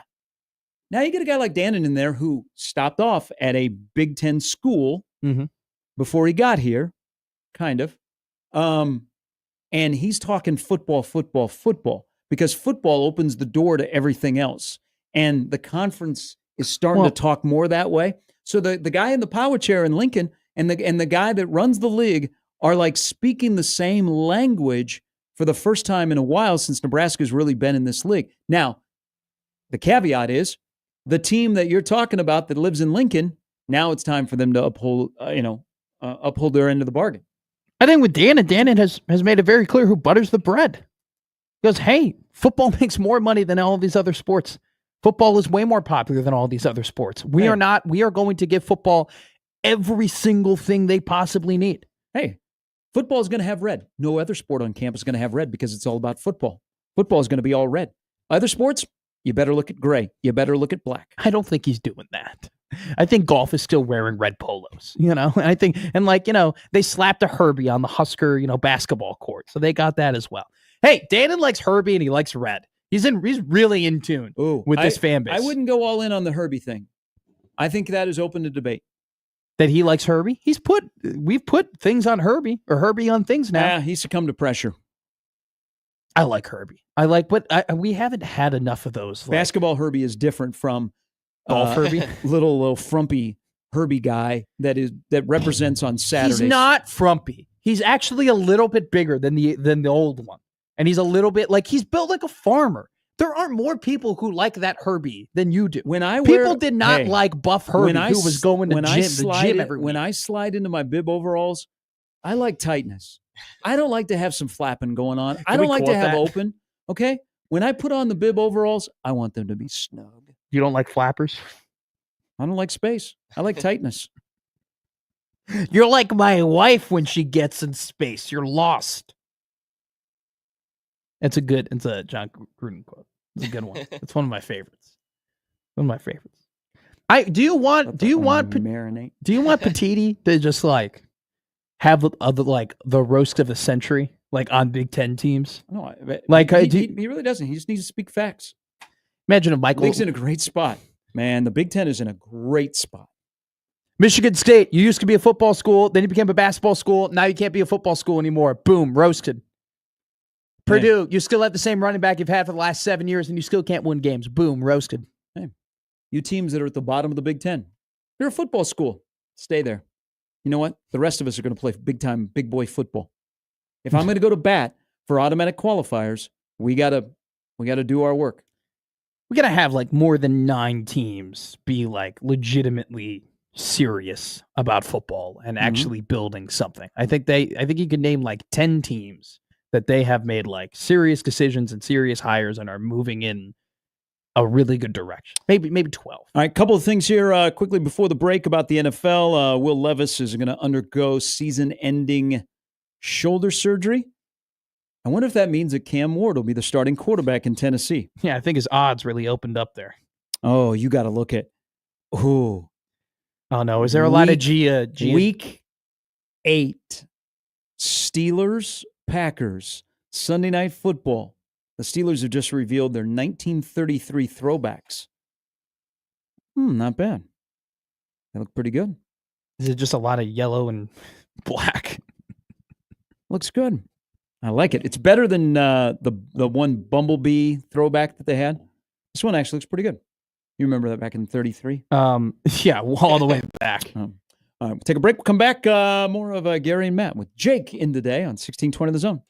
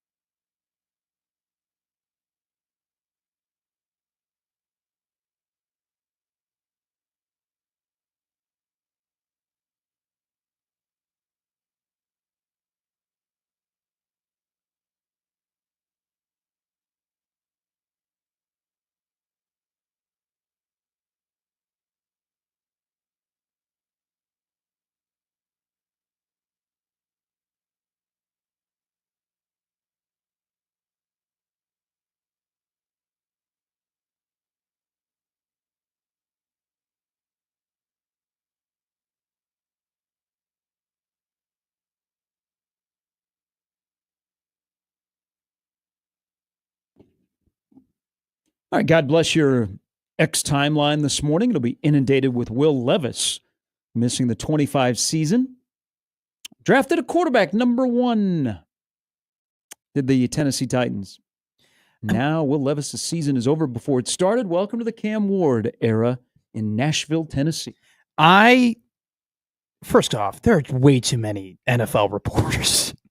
Because anytime I have my notifications on, there's 7 of the same thing. Like, I have 7 of the same statement from the Titans about Will Levis, and I have 7 of the Pittsburgh Steelers' new uniform. So that's number one. Like, and a lot of them work for the same company. Okay. Like, I don't know, Albert Breer, I love you, but I don't think you need to tweet out the same thing that everybody else is tweeting. Like, there's nothing new there. I was telling you this off air. I think there's a little bit left with Will Levis. Like, I don't think Will Levis is totally toast. I think he's athletic. I think he's got a really good arm. I think that he made some throws last season and had some moments where you're like, okay, like, it's there.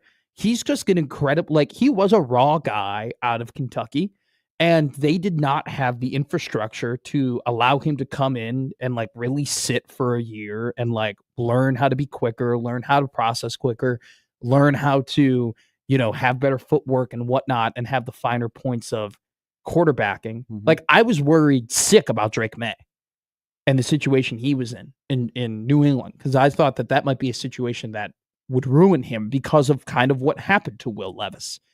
I think that if Levis gets healthy from this injury, I don't know. I think a team like maybe Minnesota or maybe the LA Rams or one of these, San Francisco, with one of these offensive gurus, I don't think it's a bad idea at all to take him in and have him be your backup and try and those coaches, what they do better than anybody else is just get guys smarter.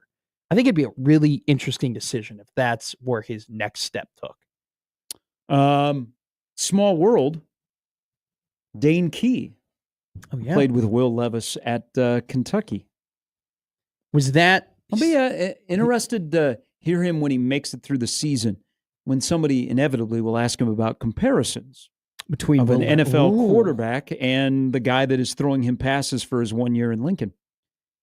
That's a really interesting comparison, because I do think that, and I think Raiola is a better prospect than Levis is, but I do think that they're very similar in the fact that their strengths lie within their athleticism and their arm strength, and that there's a lot of quarterbacking to do. I'm trying to find Will Levis's college stats. Spent 1 year catching passes in 22 from Will Levis. 37 catches, 519 yards, 6 touchdowns is what he caught from Levis. So Will Levis is 6'3", 220 pounds. His first full season at Kentucky, he threw for 2,800 yards, 24 touchdowns, and 13 interceptions. His yards per attempt was 7.7. So Dylan has way less touchdowns, but I feel like all the other stats I think are pretty comparable in the fact that, they both had a lot of interceptions. Dylan had 11. He had 13. Dylan's completion percentage was 67. Will Levis's completion percentage was 66 in his first year. I do think that you could definitely make the argument that there are some similarities between those two guys. And let me tell you this, Will Levis wasn't really that great of a college football quarterback. Like, he is in his senior year, he had 19 touchdowns and 10 interceptions. Like, he didn't solve a lot of problems from junior to senior year. I mean, he was drafted majorly because he's such a good prospect, but you hope that Dylan has more production, but I think it's a pretty good comp. So with training camps opening up across football this week, there are some interesting decisions whether you're getting paid or you're not. It appears so this came out yesterday that Noah Fant, the pride of Omaha South, I know, came into the studio. He thought he was going to announce that he was going to Nebraska, and all of a sudden takes off his shirt and he's wearing an Iowa shirt. Happened right there, Jake. Happened right there. That's tough. Yeah, Damon steered him to Iowa. So Noah Fant, who has had a good football life, 42 starts after he got traded. He's part of the Russell Wilson trade. Yes, with Denver and Seattle. Started 42 games. They have added a new tight end. It appears on the eve of training camp, because you'd go, why would they do this to him? I'm thinking that they tried to rework his contract for less money from Seattle's side, and they couldn't come to an agreement. And so the agreement was, all right, I know you're already cost-cutting. I'd like to play here, but they can't come to an agreement. We're going to release you. And now Noah Fant is a free agent, and we'll see where he ends up. Miami is in need of a tight end. Yeah, I could call. But it doesn't appear like, hey, you failed a physical. To me, it says, we like you, but we see a younger tight end. Mhm. We'd like to keep you. Can you take less money? And Noah probably at this point in his career, Hell no. and his agent said, nah, that's okay. You enjoy Elijah Arroyo. I'm going to go find a new home. He went ahead and, he was drafted in the first round. Or was he? Yeah, he was drafted in the first round along with TJ Hawkinson, his teammate, which is actually a really cool moment. The one thing about Noah Fant is, man, he was a touchdown catcher at Iowa. Like he was the red zone. He had 11 touchdowns his junior year. In his NFL career, in 6 seasons, he's had 15 touchdowns. In the last 2 years at Seattle, he's had 1 touchdown. He still is a very effective. He's averaging 500 yards a year in terms of his, receiving yards, and he's very capable of getting open, but he just never became that like red zone tight end threat that I thought people thought he was going to be. But I also think so too. Like, tight end is such a weird position now. Yeah, but look at the quarterbacks he's NFL. played with in Seattle, though. What, Drew Lock? Geno Smith, though. Geno Smith wasn't a bad. But the problem with Geno is that Geno is not trying to stretch the field.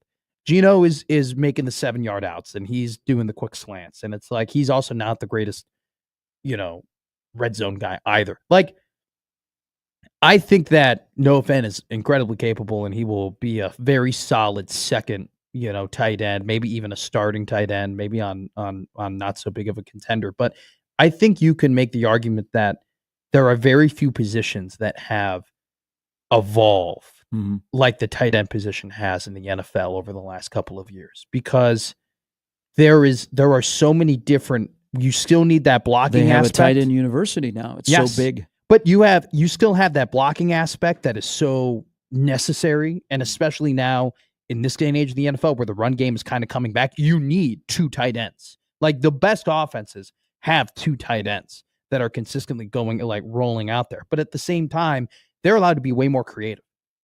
Like there were back in the early 2000s and the 2010s, there weren't too many guys where you're like, oh, he's a tight end, he's our most dynamic player. Yep. You can make the argument that there are probably 4 or 5 teams that their most dynamic target is the tight end.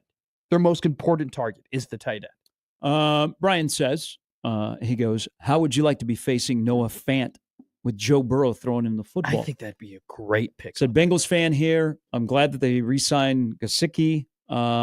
We have Drew Sample. But after that, at the tight end position, maybe this is a place for Noah Fant. He goes, I would sign off on that, to see Noah Fant catch a touchdown pass to beat the Kansas City Chiefs and go to the Super Bowl. I don't think we needed that last sentence. No. Who are the Chargers tight end? I think that would be a really good fit. I think that would add a very interesting layer to that Greg Roman offense if he became a Charger. Because they lost Gerald Everett to free agency. And then I think he might have signed back, but if he's anything like he was with the Bears, I don't think the Chargers are going to be very happy with what they're getting. I think off the top of my head, Will Dissly. Okay. He's fine, but Dissly and Fant Dissly was a Bronco. Okay. I don't know. They just they drafted the tight end from Syracuse, Gadsden. Okay, yeah. Then they got Tyler Conklin as their backup. They established that. Yeah, I wouldn't want to go in there and break up the AFC West champions. They're not the AFC West champions. Who are you listening to? They are this time of the year. People are like, Chargers are going to win the AFC West. Do you dislike the Chargers more than the Raiders or the Broncos? I dislike the Broncos immensely. Yeah. Yeah. But I'm very worried about the Broncos. But the Chargers, the Broncos are actually doing wise stuff. I don't know, man. RJ Harvey was a hell of a draft pick. I think if Harvey can learn, like if he can burst onto the scene and be a super effective rookie running back from day one, and that's a team too. Like we've talked about in the college football lens, talk about a team that has invested heavily in their lines. I mean, you look every offseason since Sean Payton has been there, they have gotten D ends, they've gotten a D lineman, they got interior offensive linemen. Like they may not be as dynamic as they once was with Judy and Sutton, and even if you want to go back to the Julius Thomas years with Peyton Manning and whatnot, but they are big and they are beefy and they're going to play Sean Payton football. And Bo Nix is perfect for that offense. Oh yeah, I mean they're. I mean you don't have to tell me. I know. But I mean it's a division that probably has a good chance of producing 3 playoff teams a year. I mean the Raiders finally have a competent head coach. They went out and fixed something that has ailed them, and that is a running back position. Still don't believe in their quarterback, but that's okay. I'm sure Aiden O'Connell at some point will be playing this year. I think they're undoubtedly on their roster still. Is he the backup to AOC? Gino? No, I think AOC went to a different team. Oh, he'll make it back to Las Vegas to play for the Raiders. No. And then somebody will say, "That's our savior." Is he the Western? Like, that's great. Is he the Western Brian Hoyer? Brian Hoyer always went back to New England. He just always was on the New England Patriots. Yeah. He is still on the Raiders. He's from Illinois. I did not know that. Well, I mean, not everybody can have who his backup was last year. Gardner Minshew is in St. Joe, Missouri today, reporting for training camp with the Kansas City Chief quarterbacks. You have to feel a little bit comfortable, right, with him as your backup. Like, this is an actual combo. Like, credit to Gardner. He's like kind of an asset. Like, if my team had Gardner Minshew, I would be very comfortable with, okay, like, honestly, I think you can make the argument if you were like a sicko Chiefs fan, you're like, Gardner Minshew's perfect. When we're already qualified for the playoffs 4 weeks out, we can go ahead and play him and we can rest Patrick Mahomes and make sure he's all ready to go by the playoffs. Just have Patrick play for 4 series in week 18, get the rust off, and then have him come in and play. I think that the AFC West is the best division in the AFC. They are the second best division in the NFL. Oh. It's the NFC North, baby. Yeah. The NFC North, without a doubt, is the best division in the NFL. I'm not sure about that. I think AFC. You're gonna have. AFC West has to be. You could have the over under on wins in the NFC North could be like 35 and a half, 36. It's a lot of wins. Why are you shaking your head? The Lions are they're still gonna be good. I don't think they're gonna have another hit with a injury to a defensive player. Well, I don't think I was worried about the coordinators leaving until their interior offensive line has retired / left.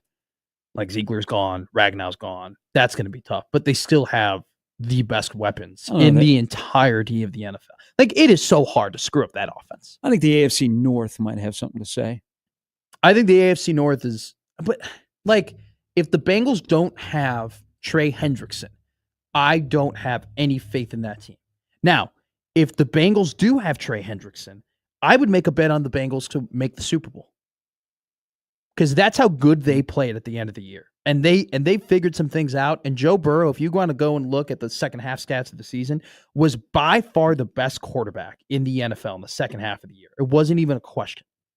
All right, we'll take a break, come back. We'll put a wrap on this Monday. Tomorrow is talking season out in Vegas. Pick your table at the blackjack table of who would roll up as a coach in the Big Ten. Sitting there by yourself. I'm sitting there a little bit late at night. Which Big Ten coach would roll up and sit down at your table? Barry Odom. Yeah, Barry knows the lay of the land over there better than anybody. That's true. Anybody from Vegas. Yeah, I think he would. Honestly, I think I would ask Barry Odom to give me a tour. Did you play cards with Fleck?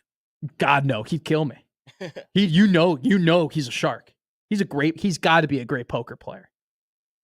Probably not as good as the late Dan Young and Milt Tenneper. When Nebraska played in the Independence Bowl in Shreveport, Louisiana, we stayed in a hotel that was a casino. Yeah. Those guys are pretty good at cards. They're pretty good at cards. Really, really good at cards. Milt Tenneper may have won a lot of money in the state of Louisiana back in 2002. All right, back to put a wrap on a Monday edition of Gary Matt on 1620 The Zone.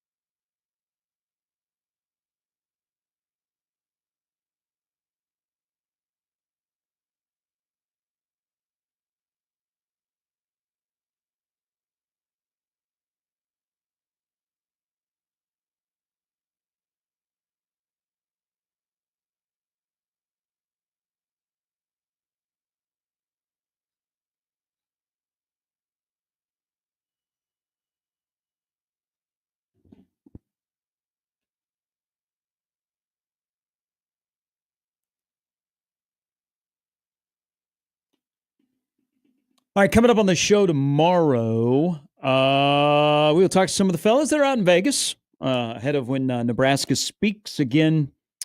Tony Petiti, I think our time speaks at 1, which is like the ideal time for the day to start. I know we're on the air at 6. If you're not a morning person, 1 o'clock is like the ideal time to start. So the Big Ten will start at 1 tomorrow. Matt Rule is like at 2:30. Cleveland.com said, screw you, Big Ten. You say no preseason poll. We're going to do one for the 15th straight year. Penn State, Ohio State, Oregon, top 3. Michigan got a first-place vote. They are 5th. The Fighting Illini are 4th. Indiana, Iowa, and then Nebraska. About 10 votes or 10 points ahead of, or 8 points ahead of USC, which is 9th. Washington 10th. Iowa being 7th surprises me just a little bit. I think Iowa could be either 7th or 10th, somewhere in that range. But if Nebraska in a preseason poll from Cleveland.com is the 8th best team, where will they finish the season? If we did a poll factual at the end of the year after 12 games are in the books. Yeah. 8th preseason end of the year on that Saturday morning after Black Friday, where will they be? Will they be 8th? Better? Worse? Same? I think they'll be the same. I think they could be better. Because I do think there's a pretty big drop-off between Illinois and Indiana and then the next group of teams. So I would say it's you have your big 3, and then you have your next big 3. So your big 3 being Oregon, Penn State, Ohio State. Group of their own. Mm-hmm. Then you have Illinois, Indiana, Michigan. I think those 3 teams are going to compete for a 4th spot in the playoff. Then how I look at the Big Ten is the 7th spot is then is your next group of teams, right? And so that would include your Minnesotas, your Washingtons, your Nebraskas, your Iowas. And so I think that those teams ahead, the 4th, 5th, and 6th teams, Michigan, Illinois, Iowa, or Michigan, Illinois, Indiana, I think they have too much returning production for you to realistically say, hey, Nebraska's for sure going to be better than those guys. But I think out of the next pod, in terms of returning talent you got on the transfer portal, and continuity's sake, you could definitely make the argument that Nebraska should be what would be first place in Tier 3, which would be 7th. I'm going to guess in this poll that if you said which team is too high, Iowa. Iowa might get the benefit of the doubt because it's Iowa. They fall out of bed and they've won 8 games. I think that's what that stands with. But I also do think too, I think we talk a lot about Bryce Underwood and a lot about how, it's make or break with him, about Michigan, if they're going to be real contenders based on if he's good. I think you can make the same case about Mark Gronowski. I think that you could say that, hey, if Mark Gronowski is on it and he doesn't take his production, doesn't take that far step of a step back from where he was playing in the FCS, I think you'd be like, man, that means that I was going to have a pretty dynamic offense. That's why I go back to the question. What large part last year, Michigan, the quarterback situation was disastrous. But they did have a quarterback who threw for 62 yards that won in Columbus? Yeah. Was he 9 of 17? Something along those lines? So Bryce Underwood, just raw talent and physical traits. Yeah. You would think they're going to be ahead of where they were at quarterback. Justice Haynes will make a big difference in the backfield, transfer from Alabama. I think because it is Michigan, defensively, they're going to find pieces, they'll find the next Mason Graham down the road. But if Michigan is better at quarterback and Iowa, of course, is better at quarterback, then probably being in this preseason poll 5th and 7th makes a lot of sense. Well, I don't know if it's enough for Michigan just to be good enough or better at quarterback. Because I still think there definitely are pieces that they're picking up from what they've lost in that national championship team. Mm-hmm. That D-line isn't the same. The offensive line isn't the same. The running backs are not the same. They're still missing a lot from when they were last contenders. So I don't think it's enough for Michigan just be like, oh, we're better, so we're automatically just gonna be 8 games, 9 games, 10 games, and in contention. I still think Underwood needs to play to a certain height. But your point is exactly right in terms of, he was so bad. I don't know if you watched that USC game, but they won that USC game because they just had a big run at the very end. And they weren't even willing, in the 4-minute drill, they weren't even willing to throw the ball. They were like, we just have to run and huddle and hurry up and run and huddle and hurry up because we don't have any threat down the field. We'll see what happens with what do without Caleb Johnson. Because the quarterback for sure is infinitely better. But Johnson was so good last year where it's like, that's a massive hole that I don't think we're talking enough about them losing. But I think you can, out of just respect and what they've done, along with the fact that they have added a more dynamic potential piece at quarterback, that you can put him 7th, and I'm fine with it. I'm interested with USC's placement.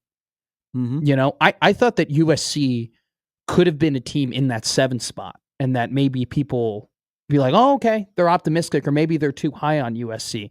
I think maybe 9th is a little low on USC, if I'm being honest, because I think that they've built this team a little bit more toward the Big Ten, a little bit more toward this conference. They're still incredibly talented.